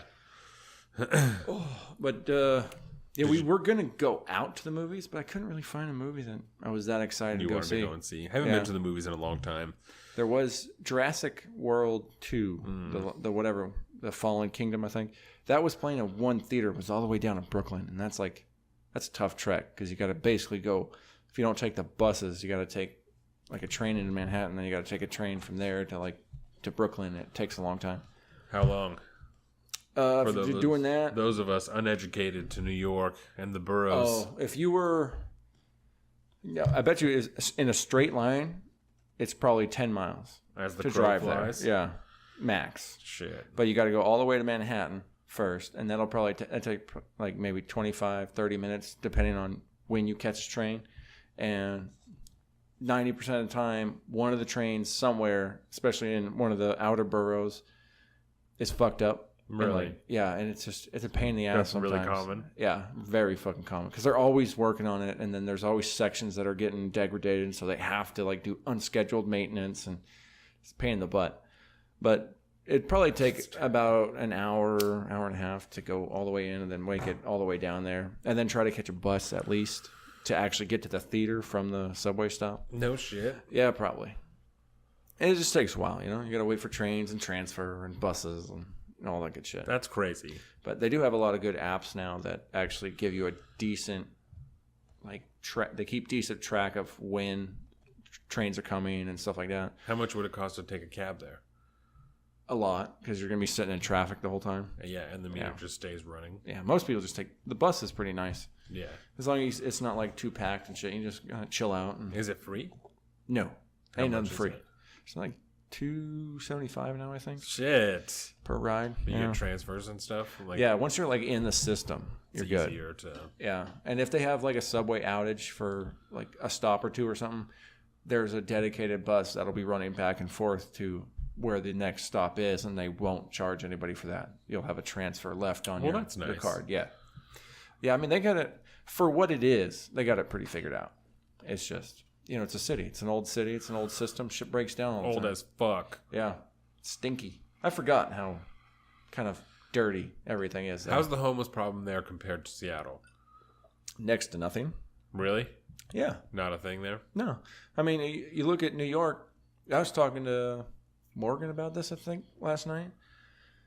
When you look at a place like New York, there's skyscrapers that are projects. They're Section 8 type of stuff where you can go, if you don't make any money and you're living off of the system, you pay $20 a month or whatever like that. And there's skyscrapers. Like there's neighborhoods of skyscrapers like that. They don't have a homeless problem. Yeah. There are homeless people, of course. It's just, I wouldn't call it a problem. There's far less homeless people there than in Seattle. Because when New York needs to spread out, they fucking spread out. Yeah. That's the way it is. Seattle, they refuse to spread out. And so more and more people, no place to live, everything gets more expensive, and drive half the people that live there out. More and more dense. Mm-hmm. But yeah, it's bad, man. The last couple of times I went to Seattle because I went to that Mariners game recently, and then we came back. We took the light rail down from the airport downtown to Pioneer Square. Yeah, which is nice. How was that? Yeah, it was nice. It was fucking packed. I've never done. Oh, really? Dude, I'm sure for sports games and stuff, it's free and shit a lot. It was like, it just happened to be like the worst time to come back. The worst time of day because a Sounders game had just gotten out. So like halfway down from the airport, literally we were stuffed in there like a Tokyo rush hour subway. It was insane.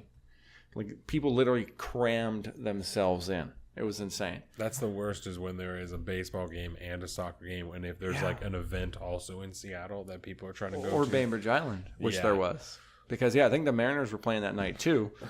So you had people coming, you had people going, and once we got down to the ferry, the Seattle ferry terminal is cut in half right now. Yeah. Because they're doing maintenance on that whole section. Such bullshit. So they have 2 boats going out of one terminal, for lack of a better word.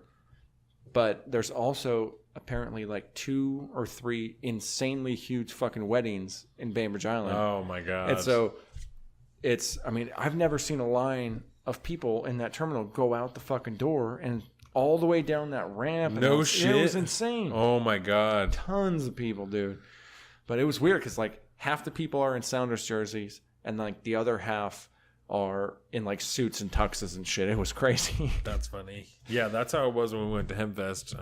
Not that bad down the ramp, but there was a Sounders game and a Mariners game that day, and then also Hempfest. So there was all sorts of people, that were on the ferry and stuff like that. So I got to stretch. My knees are like getting. No, you're good, ouchy. bro. I know. The fairgrounds are so uneven and shitty that my knees are fucked from walking around there yesterday. Oh, I bet. It's horrible. Did you happen to drive by? Never mind. We can't talk about that. We'll talk about that after. I was like, nah, that's too close. No, we can't do that. But I also got up and I realized I have to pee really bad.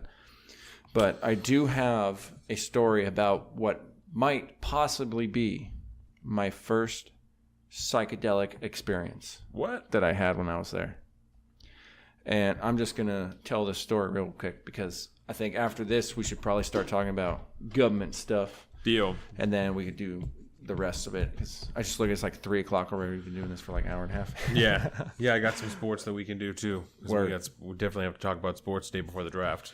Yes, very important. Here on out. And I'm doing a mock draft tonight. So have no fear. It's a good idea. Semi-prepared. I mean, that's up to you. That's just I only said that just for your own deal because I know you didn't watch that much football last year. Oh, word. And there's rookies and shit that came in this year, so just to know like where people go, you know. Yeah. And I really wanted to tell my story real quick, but you think you can vamp for a minute? Yeah. If not, we're not doing this. No, I got this. You brought So Casey, no, you're good. Casey told me the other day, and I'll talk about this again when Colin gets here probably, but Casey informed me the other day that just because Colin and I were talking about the homeless problem, that they are now hiring people in San Francisco, right, to pick up human feces off of the street because the homeless problem is so bad that people are just taking dumps on the street, and it's horrible. I knew that people were doing that, but I didn't realize that it was such a rampant issue. He also told me, and I'll fact check this when I go back and listen to this on Tuesday, but I believe that he told me that the salary was over $100,000 for this task force of people to be going around and picking up human shit. There's a task force of people, Colin, that's they're like new in San Francisco that's being paid, I believe, over $100,000 to pick up human shit off the sidewalks because the homeless problem is so bad. That sounds about right. Yeah.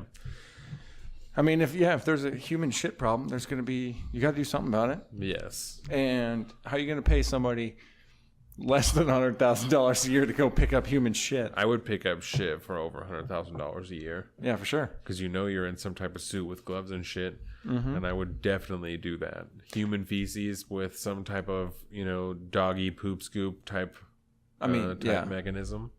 You say that? Oh, but you don't think that you wouldn't do it? I've had too much human feces experiences in my life that, in the Coast Guard, in dealing with sewage tanks and sewage leaks and sewage backups, and I don't like sewage. I can't do it anymore, man. I can't do that shit anymore. I've done it way too much. I can't stand that smell and the health concerns. I just can't do it. The boys at work tried to convince me that because one of them, the newest one, said that he would put his face in human shit for $200,000, right? So it's got to be close to $200,000 because or I don't know what else we would talk about that. Welcome to hepatitis A. Right. So I said, I just don't know that I would do that, right? Yeah. And old boy Tido, he was like, you're telling me you would not like put your face in shit for $200,000? And I was like, I don't think so. Like there's just so much other shit that could happen, Yeah. And I was like, in the grand scheme of things, $200,000 isn't that much money. Like at one moment it is, but in the grand scheme of things, like I can't quit my job for $200,000. That's only I don't know. If you make if you make $50,000 a year, that's only 4 years that you cannot work. And so it's not like you can just quit your job. Like you can just take time off. Like so, or do something like buy the majority of a house, or use that as part of your down payment, so your mortgage is like $200 a month. Yeah, that'd be dope. So that would be super rad. That would be the way to buy a house. Like, let me give you $150,000, and I'll keep the other $50,000, and then I'll do whatever I want with this. Probably buy a car or some shit, and everything will be rad. Vroom vroom. Yeah, something that won't break down all the time. But yeah, I just don't know that I would do that. But I would pick up human shit because, like I said, you're probably wearing a suit and gloves and a mask and everything, and you're putting it into a little shovel scoopy type thing and putting it into a bucket and walking by. Or you might be blasting off the street with like a pressure washer, you know. Just everything's good to go. So gnarly. But put it in the water supply. Fuck that. No human shit in the catch basins, please. Yeah. No, thank you. But no, I'd probably end up doing that for $100,000 a year. Come on, fuck it. I'd totally do that. Exactly. I'd do a lot for $100,000 a year. I'm not gonna lie. I would debase myself every day. Yeah. My only limit is like time that I would work. You know, like I wouldn't work 80 hours a week for $100,000 a year. You know, like I would. The most that I would do is like 50. You know, because I've worked 50 hours a week now, and that's a lot. Like, but that's yeah. fine. If I could do you know, kind of like the way we used to do things, where you work 10, 11, 12 hours a day just to knock it all out. Yeah. Like if I could do that, I would do that. Yeah, and I would do that, but like I would, you know, I just don't. I value so much my time at home and with my wife and with my family that I'm not willing to have any job, like regardless of how much money it is, that will even begin to put any of that at risk. You know, like just I think part of that is being from a family of divorce. You know, that like just that family unit is like so precious and so special to me. You know, that I'm just want to eliminate any reason that could even begin to lead to problem that going away. You know, money and any of that shit. You know, so very healthy of you to think that way. So yeah, I just don't. I try not to do that. But it's different, like when the baby gets here, you know, like I'll be working a lot because Jordan's staying home. But that's a different deal, you know. But that's a whole nother. I'll stay waking up at 4, you know. Like I'll probably just work like a whole day on Friday instead of like just 4 hours. Like just work a whole day on Friday, and that would be, you know, enough. I think so. But I have a feeling. I wonder if you're going to be able to maintain your work. Because you don't work Saturdays, but you work Sundays a little bit. I wonder if you'll have to stop working Sundays a little bit. That way you can take care of little baby Phil. My mom asked me about it the other day, and she's like, "So what if you wake up?" Because I wake up at 4 to go to work, right? She's like, "So what if like the baby wakes up at 2?" You know, she's like, "Are you gonna just stay up, or are you gonna go to sleep?" And I said, "I probably would wait until the baby goes back to sleep and then just take a shower and go to work. You know, like if it's 3 o'clock, like I'll just go in really early, and that way I can leave earlier and be there in the afternoon, and Jordan can take naps, and I'll watch the baby in the afternoon when I get home from work. You know, like I would just rather do that and just knock out the work earlier in the day. Because if I get there, you know, and then the bosses get there and I'm like, yo, I came in at fucking 3 today because like I woke up with the baby and just couldn't, you know, just decided to knock it out. They would be like, word, like that's fine, I don't care. And if anybody's gonna understand that, they are. Exactly. So I'm just gonna and I would tell them like I'm just gonna go home so Jordan can take a nap and I'm gonna watch the baby and probably take a nap with the baby and then everything will be cool. So when I was watching the Hawks the other day, I was sitting there and like, because the baby's going to be here for like playoff football and for the Super Bowl and before the season ends. Yeah, and that's just like that's really putting it into perspective. Yeah. Oh boy. And that's like my favorite thing is Sundays when I come home from work, because I come home like at 10 o'clock, so I'm there for when the games start, and like we make breakfast and I just sit on the couch and I do laundry and fucking watch Red Zone and check my fantasy scores and do all my shit, and just like that's my favorite thing, you know. And I'm excited to do that with the baby, like to just lay there and just have the baby on my chest and just be watching football, you know. Does not sound like it'll suck at all. And I like put my face on Jordan's stomach and talk really loud so that the baby is like used to that. You know? So in other words, you use your inside voice? Yeah, definitely. Yeah.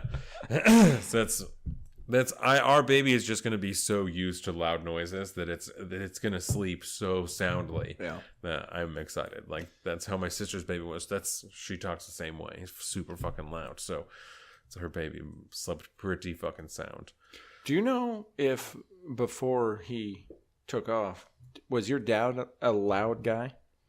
I wonder if that could be like a genetic trait. I don't know, because some people are just loud when they talk. He's not super loud now. Like I've like seen him several times as an adult, and he listens to the show fairly regularly, I believe.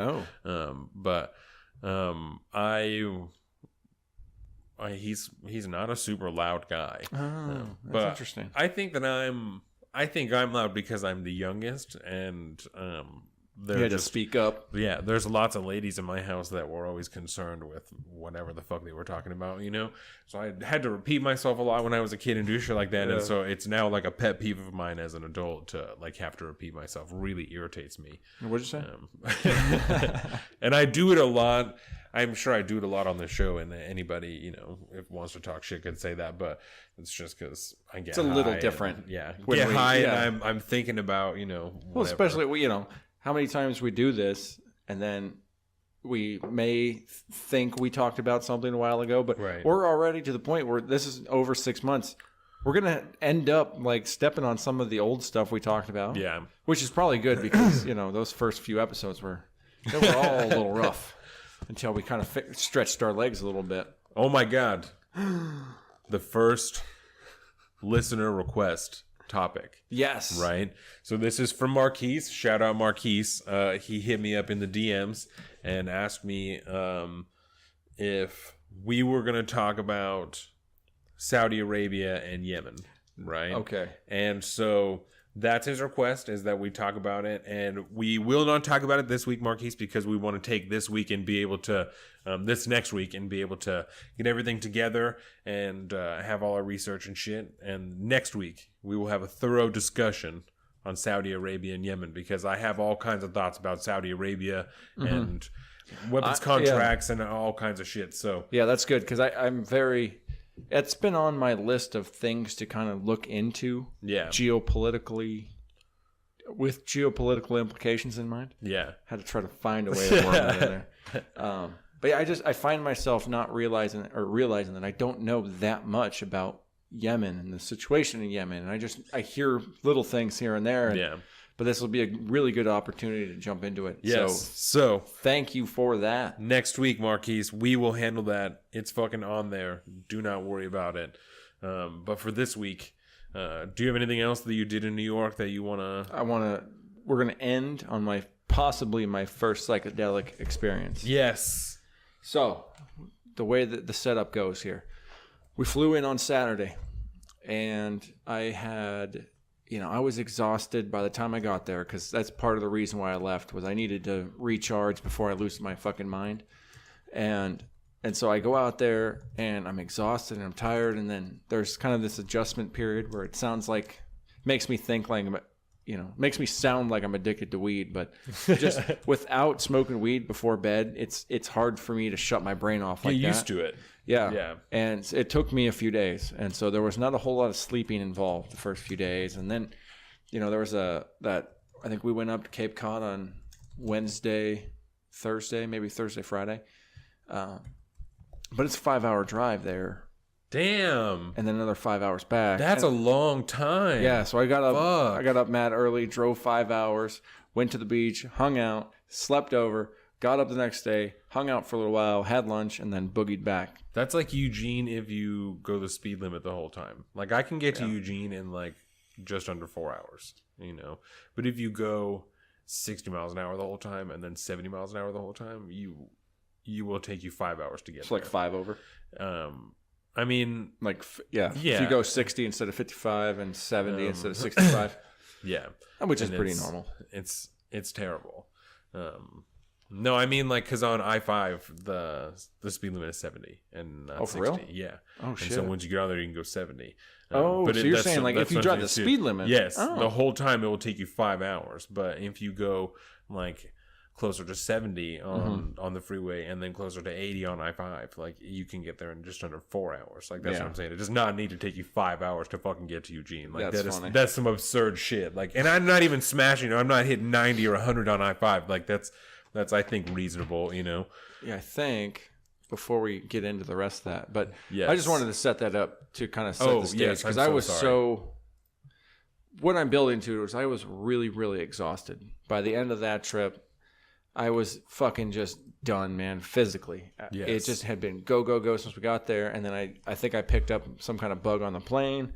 And then we're just not sleeping, being exhausted, running around. My immune system just took a dump. Airplanes are bad for you. Yeah, they are. They're terrible. But something caught up with me about, I started to really feel it about halfway back to the city from the Cape. And I was just not happening, and traffic was all fucked up once we got into the city because there was like closures and there's just problems. And then so we got back in, and I'm just like, okay, I'm done. I feel like garbage. I started coughing and all this stuff, and so her parents are like, well, here, we have some cough medicine over there. Some crazy Ecuadorian cough medicine? No, I mean it was like a prescription that when her mom had like the flu or something, it's a prescription cough suppressant, apparently. So was it like some codeine or something? It was, I don't remember the name of it, but it didn't have any like names that I recognized. That was the thing. But I was like in such a bad way, and I was like, yeah, screw it, I'll totally take that. And they're like, yeah, it's a narcotic. And I was like, word. It's like, dude, I don't want to do that because narcotics fuck me up. Like if I get sick and I have to take one, like I will do everything I can not to, because I feel like straight garbage for like 2 days. Yeah. But anyway, I was desperate, so I took it.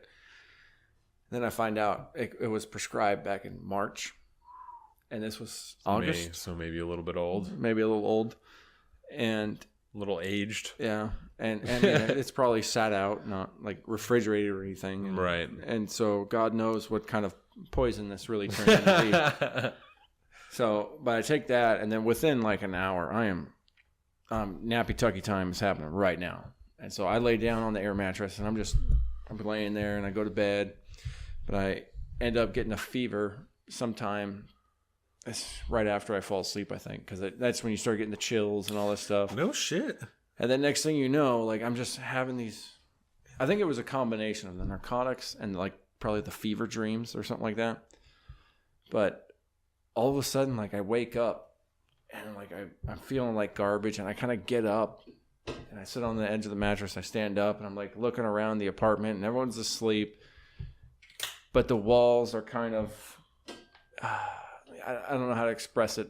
And they're kind of like, you ever see the movie Silent Hill? Yes. So, like when they go into like that shadow realm, or even like Stranger Things reference, like the upside down. Yeah. It was kind of like that. And I was like, all right, this is weird. And I'm like looking around, and I turn back around, and I see me laying there on the bed, sleeping. And I'm like, huh, all right, well, this is interesting. And I see my wife laying next to me and all this stuff. And I'm like, just kind of checking around, like, oh, this is weird. And then all of a sudden, I start hearing these conversations, and like I hear my mom talking, but she's just having a conversation with somebody. It's not me, and I know she's not there, but I'm like, I recognized it, and I'm like, huh.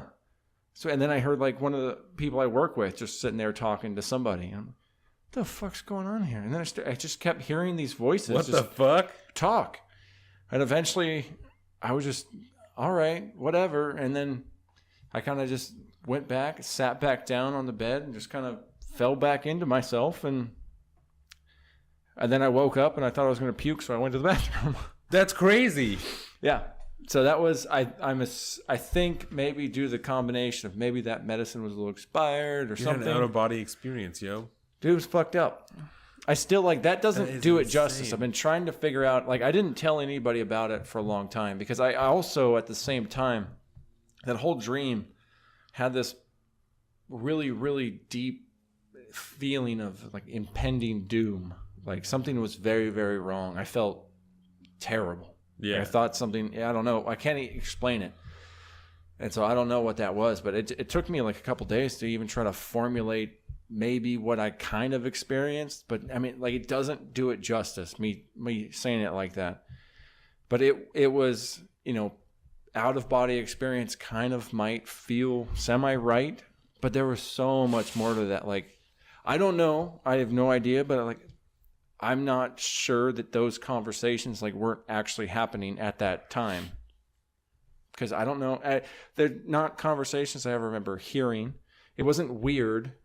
It was just normal conversation, but they were talking to somebody else. And they certainly weren't there because you were on the East Coast. And I was looking. I could just look to be around. Clear to everybody. Yeah, no, and like I'm looking around and nobody's there, and I recognize. I'm like, okay, I'm not gonna freak out because I've gotten really good with like handling paranoia lately. Yeah, because it happens to me when I smoke a lot. I get super paranoid, but now I just kind of have fun with it and like explore what I'm feeling. Yeah. So I kind of knew that. I was like, this is probably just a dream or something like that. And so I just convinced myself not to freak out. And I mean, it was fucking weird, man. I don't know. I'm proud of you for keeping it together. It was a trip. It was a fucking trip, man. I don't know what that was. Yeah. But I think that might have been a psychedelic experience. I've never done any psychedelics. So what do you call that?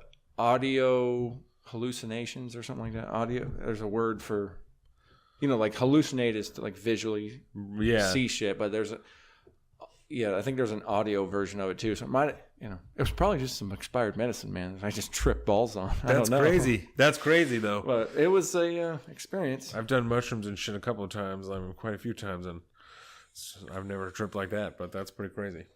I fuck with that. Wouldn't recommend it. No, that's a dope story. I feel fucking honored that you shared that with me. I've been kind of saving it for this because even like it happened to me 2 weeks ago now.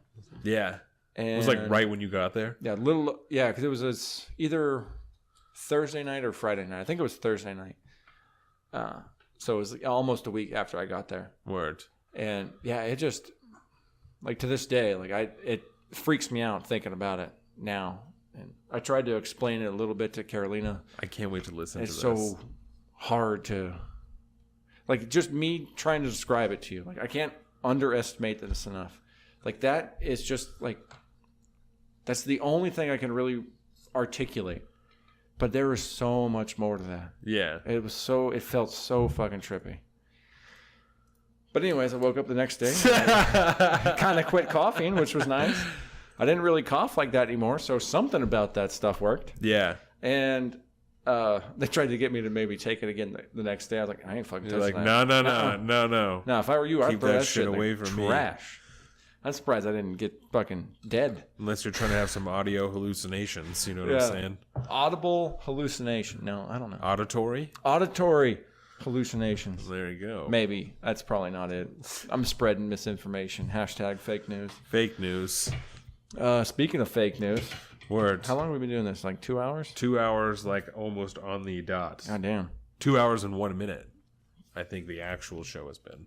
You think we can just do a power through this Manafort thing? Yeah, there's not too much. It's kind of catching up. No. So you have more details there, but I can give kind of like the rough overview. So we're moving on to some real shit now. On Tuesday, we believe, Paul Manafort, we had announced that he, all kinds of shit. Paul Manafort was being indicted on 18 different charges is what it was. And on Tuesday, he was found guilty of 8 different ones having to do with lying to financial institutions, lying to banks, and then also tax fraud. So he filed taxes incorrectly and then lied to banks about how much money he had so that he could get more money. And then minutes later, Michael Cohen, like 2 minutes later, like literally minutes later, President Trump's lawyer, Michael Cohen, the guy that dealt with Stormy Daniels and what was the other woman's name? Do you have it there? Yep. Karen McDougal. It's like I wrote it like 4 times. So I can just pick one out. Where is it? He pled guilty to campaign finance violations and also something else, right?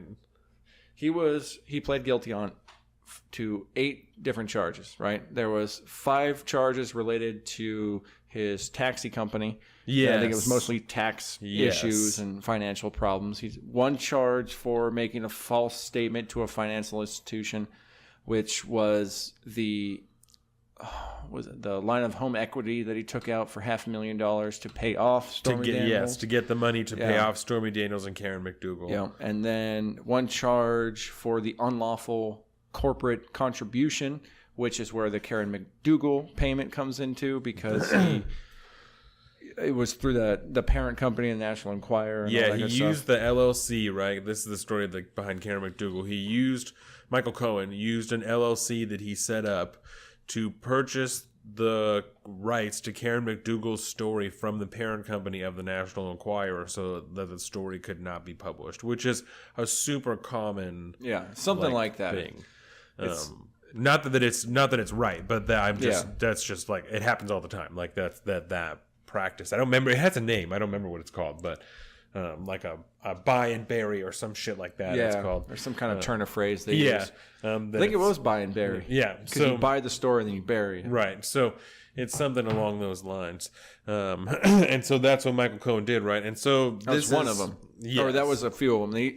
The other two were, one unlawful corporate contribution, one charge for making an unlawful campaign contribution. Yes, and that comes from the intent, right? Because he said when he pled guilty, he did it under the instruction and... I got the exact quote if you want. Yes, give it to me. So this is, he came out after it was all done. And, well, actually, this was during the court hearing because they ask you to basically tell you, they say, hey, okay, tell us what you did. He said, and it was in coordination with and at the direction of a candidate for federal office, because they don't use names, because it'll create bias and impartiality.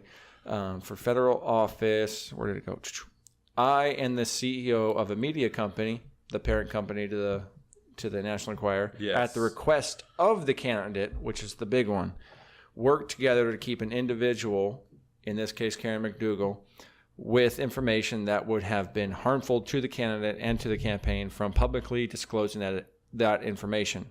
And it's a very, very similar statement for Stormy Daniels, is the in coordination with and at the direction of the same candidate, I agreed to make a payment to the second individual with information that would be harmful to the candidate and to the campaign to keep the individual from disclosing that information.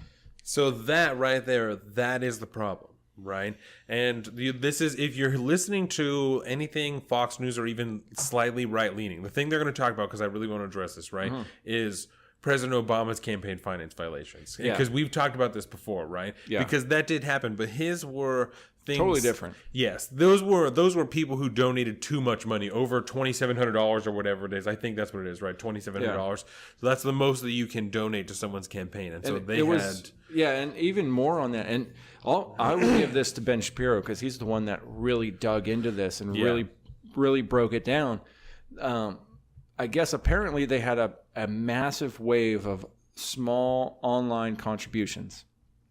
And it was only, I think, 1,300 of them or 1,400 of them or whatever that they were unable to report within 48 hours, which is the required window. And that's what the problem was. I think it was just the sheer number of them. Yeah. And that's why they got popped with, it was a civil violation. And not a criminal. Not a criminal. Yes. Whereas here, that's the whole reason why this is a bigger one, because this is under oath in a court of law. Yeah. I don't know why it has said it on that way. That Michael Cohen is saying that President Trump, at the time, candidate Trump, knew and told him to pay somebody with information that would or could influence the campaign, right? Yeah. Because if you're going to sit here and ask me how much those stories would influence the campaign at the time, I don't know. I don't know that it would, right? Yeah. It may not have mattered in the long run. That's not really the point, right? Yeah. And because this is about some criminal shit, so it's... Well, see, then the other thing is later on, he did say during that same statement that the monies that I advanced through my company were later repaid to me by the candidate. Yes. Now, that in itself kind of muddies the waters, because you had some big wig that used to be on the election commission or whatever, that look at all this money, and he said that, if he did repay it, then that's technically him paying that, not the campaign. And a person whose campaign it is can put in as much money as they want. Then he should have, and if that's the case, then he should have just done that to begin with. He should have just paid those women, which would have looked shitty, but such is life, it wouldn't have been illegal, you know? I mean, it's not illegal. It just, when you're running for public office, it's kind of it used to be kind of a suicidal move. I don't think that's going to be the case going forth anymore. Right. But yeah, I mean... And that's the big thing. No, I mean him directing all this stuff. Michael Cohen. That's illegal, and that's what I'm saying is that. Yes, and that's the big President Trump should have just bought it himself, because that wouldn't have been illegal. Yeah. It would have just been a shitty looking thing to do. But this that he did with Michael Cohen, that's illegal, and now it's coming back to bite him in the ass. Yeah, because if that is true, because we have that now as a sworn testimony from somebody in a court system like that. Now from a lawyer, technically, making him liable for perjury if he's lying. And at this point, what does he have to do? I mean, what does he have to lose? I mean, why would he gain from lying anymore? Right. It's like, dude, I'm just trying not to go to jail for 65 years because that's the max amount for what he pled guilty for. Yeah. But it looks like because he pled guilty, he's going to get like 3 to 5 maybe. But his sentencing is on December 12th. Yeah. This year. But the other. Oh, sorry. Go ahead. If this is indeed true, by President Trump or then candidate Trump, telling him to do that, directing him to break campaign finance law, that then now becomes more of a corruption charge. What's the word that I'm looking for? There's another word for it, but basically a corruption charge, which is a criminal charge, not a civil charge, and that's why this is actually a big deal.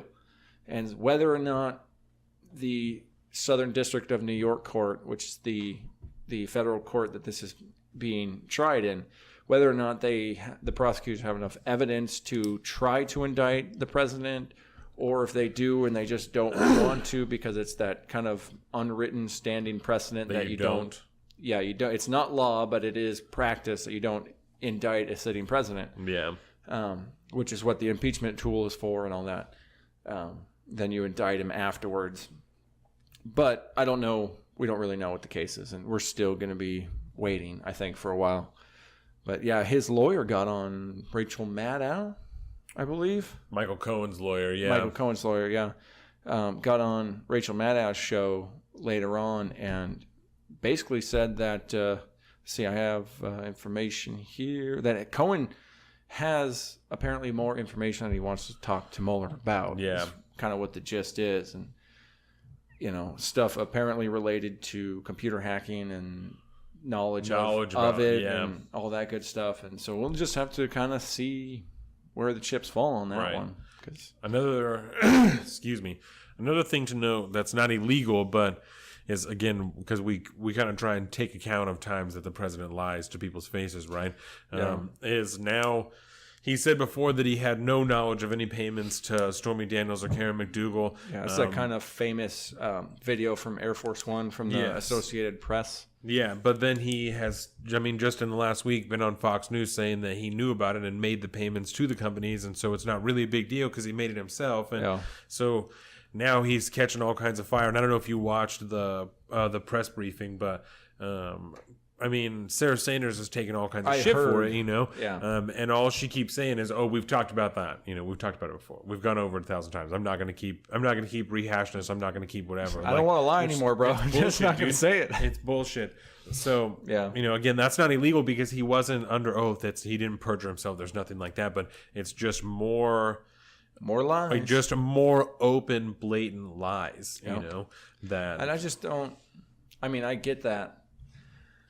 And I don't know, maybe I'm just not as frustrated by it anymore because I just go, okay, what is any different than this is the same bullshit that we've been dealing with this for like the last 2 years. It's just another lie that we caught him in. Right. We've done it half a dozen times, if not more now, where it's just blatantly, no, that's not, we have this on video or whatever, but it doesn't matter because it's not like a perjury situation. It's just, he just fucking lies all the time.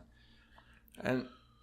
so if there's anything criminal in there, if they can prove that, because there was that talk about Cohen having tapes and all the different tapes, and you never know, maybe, some real Whitewater or, Whitewater? No, Watergate.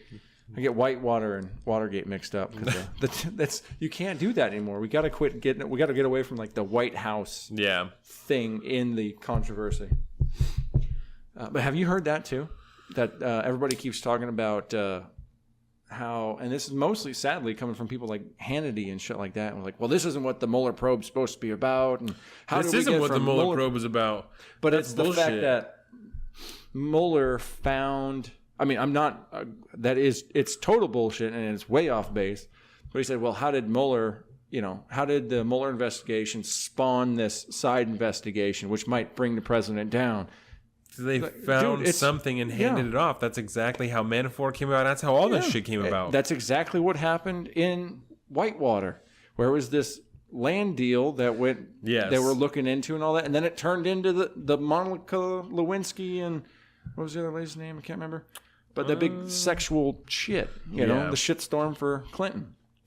And Watergate was somebody breaking into the DNC headquarters that turned into like this massive corruption thing. Because, tapes in the White House and the president being involved. And it's not a new thing. Yeah. And to sit here and it's like, dude, he's investigating this. That's why he handed it off to the FBI, and then the prosecuting office of the Southern District of New York took it over. I mean, that's bullshit. There is no crossover. And, you know, since Hannity's so fucking popular, I mean, that's just bullshit. To sit out there and just spread blatant bullshit. Fuck Pisses Sean me Hannity. off. I know, it's so irresponsible. Yeah. But I think that pretty much covers it. Unfortunately, there's no result to this yet. There's no result. Yeah. It's just we're still in kind of a waiting mode, which is probably good because we're probably approaching some decent time here. Yep, I just got some sports, and then we can get the fuck out of here, really, because we talked about all kinds of pop culture and stuff like that. Wordism. I do have one note on pop culture, though. I watched A Quiet Place. What did you think of that? I thought that it was okay. Right, I thought it was pretty good. Mm-hmm. Spoilers, fuck everybody. I did not like that. Okay, so in the scene when his kids are in the truck, right? Yeah. And he is like, in the very beginning of that scene, he is like tries to go after the monster with some lead pipe or something, or an axe or some shit, and gets beat back, right? Yeah. And then when he like decides that he's going to sacrifice himself, he doesn't try and fight at all, which really irritates the fuck out of me. Like, why would you not do that? Like, why would you, if you're so willing to do it beforehand, like, why would you just die and not at least try and do something to give your kids more time? Or because it would give you more time. But it's a big movie trope. I think that's if his whole drive, right, is to protect his family and do all this shit, like, would you not be more aggressive towards that monster? Like, I think that you would. But I'm just going to defend the filmmakers on this one. Yes. By saying, by doing that and creating that imagery, it's a way to express the selfless act that's happening, the heroic, selflessness of this. Yeah. Versus in reality, the longer you fight, the longer your kids are going to have time to get away. So of course you're going to, but it's a movie, bro. I'll let it go. Well, and for what I think is John Krasinski's first directing feed, and he also wrote it. Like, that's pretty good. Like, I'm impressed. I'm not by any means disappointed with what he did.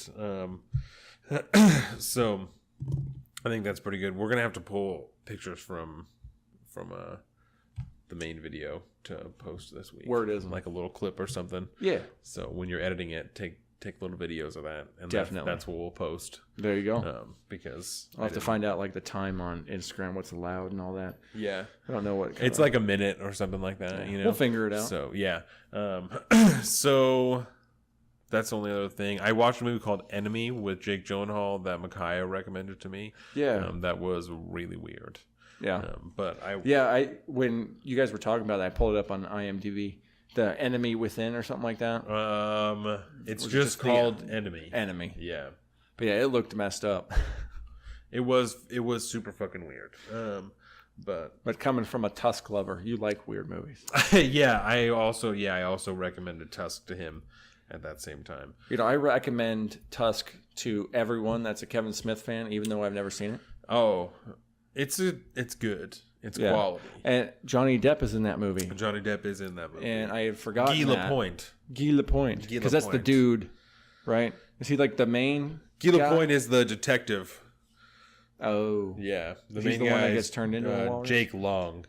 And his name is Wally. Wally. Yeah. Like the little robot. Yeah. My wife is on her way home right now. Word. It's exciting. Jordan is going to be here too, so Jordan will be able to see her. Nice. Because she's going to come pick me up. Beautiful. So the first note that I have for sports, is of course the fantasy draft tomorrow. No, the very first thing is that Oregon football is 7 days from today. So I'm That's unfortunate. Celebrating with this jersey here, and then I'm going to wear my apple green jersey next week to celebrate. Is what I decided. So that's still the color of the Washington State flag, isn't it? Yes. A lot of weird stuff about that school down there. I feel like they just wish they were part of Washington. Like Portland. That's the whole northwest just all wants to Oregon be part of Washington. Just wants to be, yeah. Yeah. So we play Bowling Green next week. So that's Jersey, I think, right? I don't know where Bowling Green is from, but I'm excited that it's going to happen. I think that it's at Autzen Stadium, which is always good. But I gotta see that if I can find that, because I feel like Bowling Green. Where is it that just sounds shit? too familiar. I feel like I used to see that on a sign all the time. Here, we're gonna do this. Hey Siri, where is Bowling Green? Here's what I found. Bowling Green Apartments. We've done this before. I remember this now.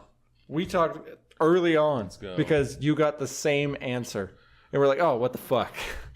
Oregon Ducks I remember. football. I just had some crazy deja vu.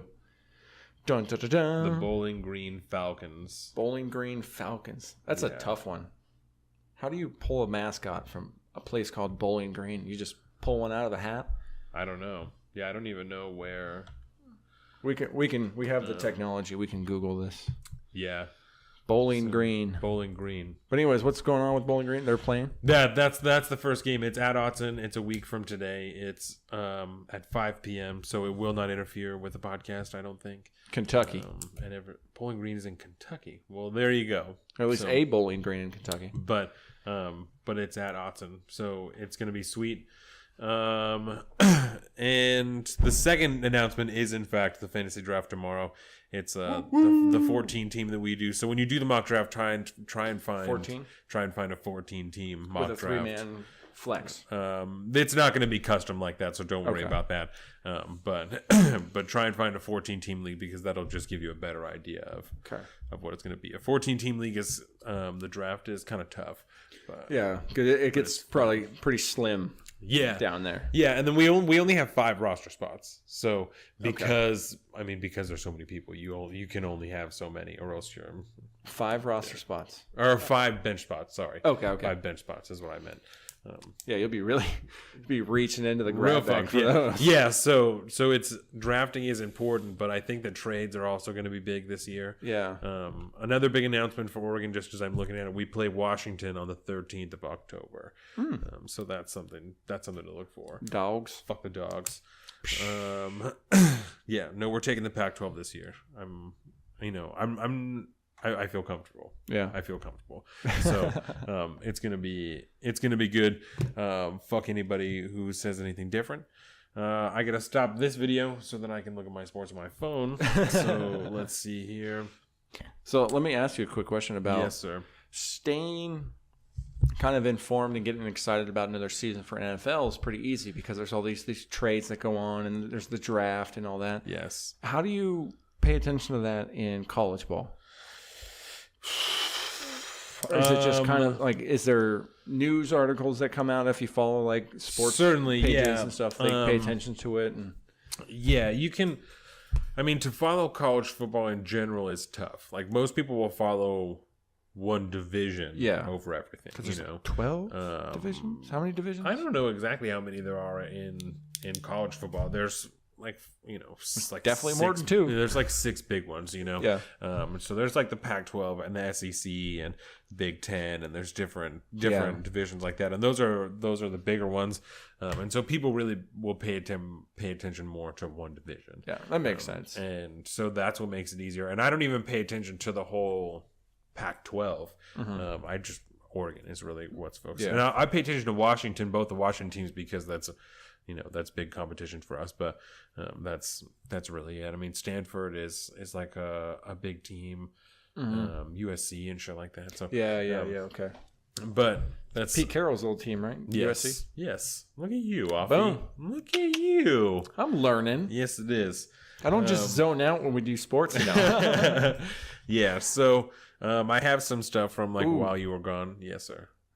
I have to talk to you. Speaking of, just talk to me after the cast about fantasy sports real quick. Deal. Anything you want to know? Well, I have a proposition for you. Oh, okay. So the first thing I have here, Sam Darnold, who is the rookie QB for the Jets. He signed his rookie contract 4 years, $32.25 million, fully guaranteed. That is just kind of where quarterback contracts look like they're going. Kirk Cousins got $84 million fully guaranteed when he went to fucking the Vikings, when he went to Minnesota. Who the Hawks played yesterday and lost by 1. The Hawks are 0-3 in the fucking preseason. It is terrible. It's preseason.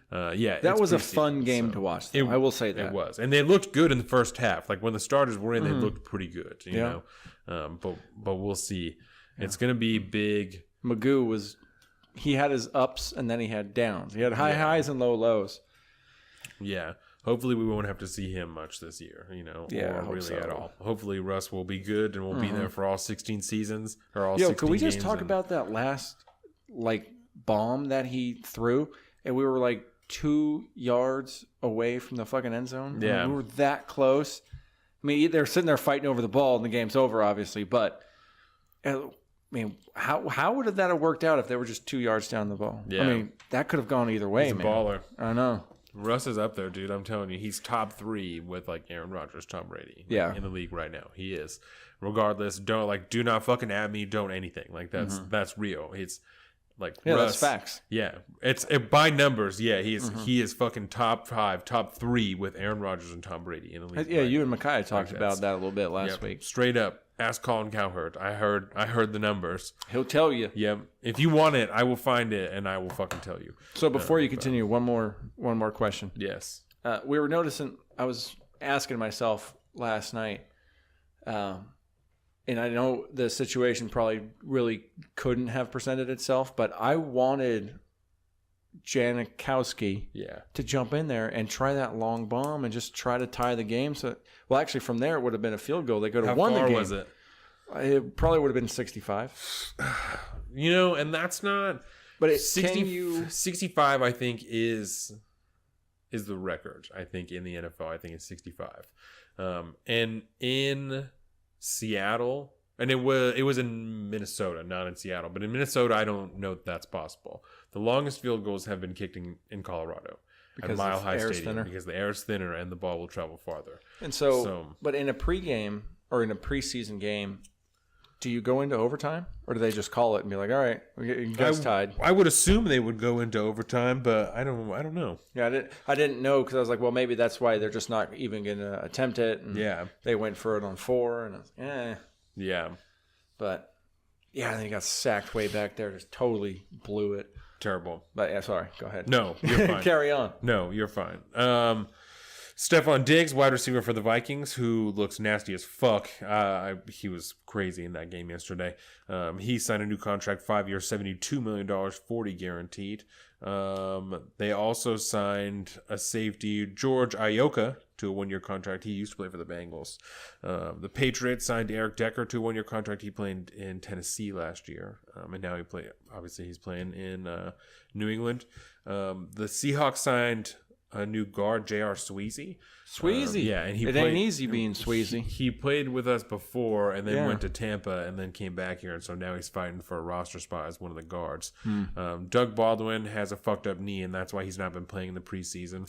But he looks fine. Ever since then, it's said that he's going to be good for the opener. Okay. So just don't want him to get touched before the season starts. The Browns traded a wide receiver, Corey Coleman, to the Bills. A lot of people knows. Anybody who watches Hard Knocks knows this. And if you don't watch Hard Knocks, you should be watching Hard Knocks. It's on HBO. I should watch a lot of things, Don. Hard Knocks is nasty as fuck. So they traded Corey Coleman to the Bills for a 7th round pick or something like that. I mean, he's a crazy good wide receiver too. They traded him for nothing. The Redskins, their rookie running back Darius Geis, he tore his ACL in a preseason game, and he's out for the whole year. That's rough. And then they signed Adrian Peterson to a 1-year contract. Ooh. So they're going to try and test out AP, see how he looks. I have the scores up here. I don't know if the Redskins have played or not yet this weekend. I don't think so. When we were watching not since they played yesterday. So maybe he did. Okay. You said Redskins, and it got me thinking. We were watching the Baltimore game, the All-Star game. Yeah. Was it RG3 that we were yards. looking at? Yes. And did he end up get finding a home? He is in Baltimore right now. I don't know that he's going to make the squad because they haven't made their cuts yet, but that's who he's playing for right now is in Baltimore. I'd be interested to see where that happens. Adrian Peterson had 11 carries for 56 yards yesterday. Oh. So that's not bad. So he led the team in rushing. They lost 29-17, so they were behind a lot. So they probably just didn't throw the ball that much. But we got to play Broncos our first game, don't we? I believe that we do. Yeah. So we'll see. Their running back Royce Freeman, shout out Oregon baby. He's fucking nasty. It doesn't look like he even played yesterday. But let's see. Yeah, he did 5 rushes for 26 yards and a teeter. So he's out there. He just didn't get the lead back only gets 7 carries, so difference of 2. Yeah, Royce Freeman is going to take that job, I think.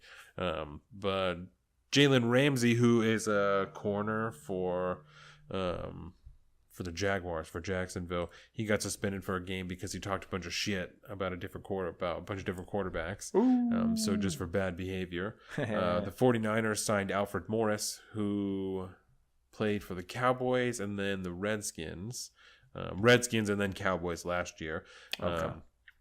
The Seahawks cut John Ryan, which we talked about earlier, their punter. And then J.D. McKissick fractured his foot, who's one of the running backs. He broke like the bone below his pinky toe in his foot, and he's out 4 to 6 weeks. Richie Incognito, who is a giant offensive lineman, used to play for the Bills, and then I believe retired earlier this year. He got arrested in Scottsdale for damaging property at a funeral home and threatening to shoot employees. And was saying that he wanted to like cut somebody's head off. Like some crazy shit happened. I got to look more into that. Sounds like CTE strikes again. Yeah, so I will fact check. The Steelers wide receiver Eli Rogers, he got suspended for a game for violating the league's substance abuse policy. So I have to look up what he did. So fact check. The Titans wide receiver Rashard Matthews, he negotiated his own contract to sign a 1-year, $8 million contract. Dominique Rodgers-Cromartie signed a 1-year contract with the Raiders. Rodgers-Cromartie is a nasty ass corner. And then Patrick Mahomes, who is the rookie quarterback for the Chiefs, threw a 69-yard touchdown. It was 69 yards in the air. Like 69 yards in the air. God. Which was... Can you imagine throwing that far?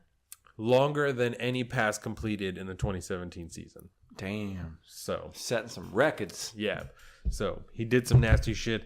That's all that I have for sports. I don't think I have anything else for Aretha Franklin died. Yeah. Hey, can I just say, I understand everybody wants to play their music after they die. That got really old really quick. Every bar that I went to in New York was just nonstop Aretha. Yeah. Sorry, that was terrible. Aretha. No. But yeah, it was sad, but it was kind of expected. Oh, and I mean, a little aside from that, but John McCain, you see, he's basically on his last leg. Oh, really? Yeah, they're going to quit treating him for brain cancer since he's on his last days. That's no good. So keep an eye out for that. That'll probably come down. That's sad. And then get ready for probably the outpouring of, good, he's fucking dead. I've been waiting for this. All those sick, disgusting people. And then like a special election for, a month? I don't know what the time frame is. Because, I mean, the midterms are in November. Yeah. And because he's still a senator. He just isn't voting. He's just not like active. Yeah. In the so Senate. I wonder what the rule is like that, because there has to be it's that close. Specific time to campaign. Yeah. For a special election. I wonder if there's what the time frame is. It's got to be something. Yeah, I don't know. I'll look into that. I bet it depends. Yeah. I'll look at that, and that way when it does happen, I'm sure we'll talk about it, and then I can actually know what the fuck I'm talking about. Yeah. But hopefully it won't be next week's show. That's just sad. I don't want that to happen. I don't like it when people die. It's not cool. Right. Yesterday was the anniversary of my dad's death. Really? Yeah. So that kind of stuff is all fresh in my mind. So I don't like that right now. I hope John McCain holds on for a little while. As long as it's not, too painful or whatever. Shit ain't fun for anybody to deal with. Yeah. Word. It feels fucking great to be back. Yeah. Yeah, it does. That was a good show. This has been a solid fucking... Look at that. The Fantasy Show. Welcome to Facebook. Yep. Okay, so do you have anything else? Is that No, I'm ready. I'm ready for my line. Okay, let's see here. So Colin, it's been a long week, right? So it's been a long time since we've seen each other, and clearly we're all exhausted and full of emotion. But we should not be threatening to jam poop. Fuck. Is that the first one? That's the okay. No. We got to start fresh. We got to do that again. Oh man. All right, run it through. You good? You collected? I got this. Because I was so warmed up of this. I shouldn't take my eyes off of this while I'm fucking reading it. And I tried to get cocky and I tried to look away. And it's bad. Okay? Hey, lessons learned, right? Okay. So clearly we're exhausted and full of emotion, but we should not be threatening each other with jamming feces into each other's assholes. God damn it! There's been what the feces all day today. No more. You do this to me every time. I feel like you have these categorized so that you can pull them out of your ass. So they fit together with the show. Word, man.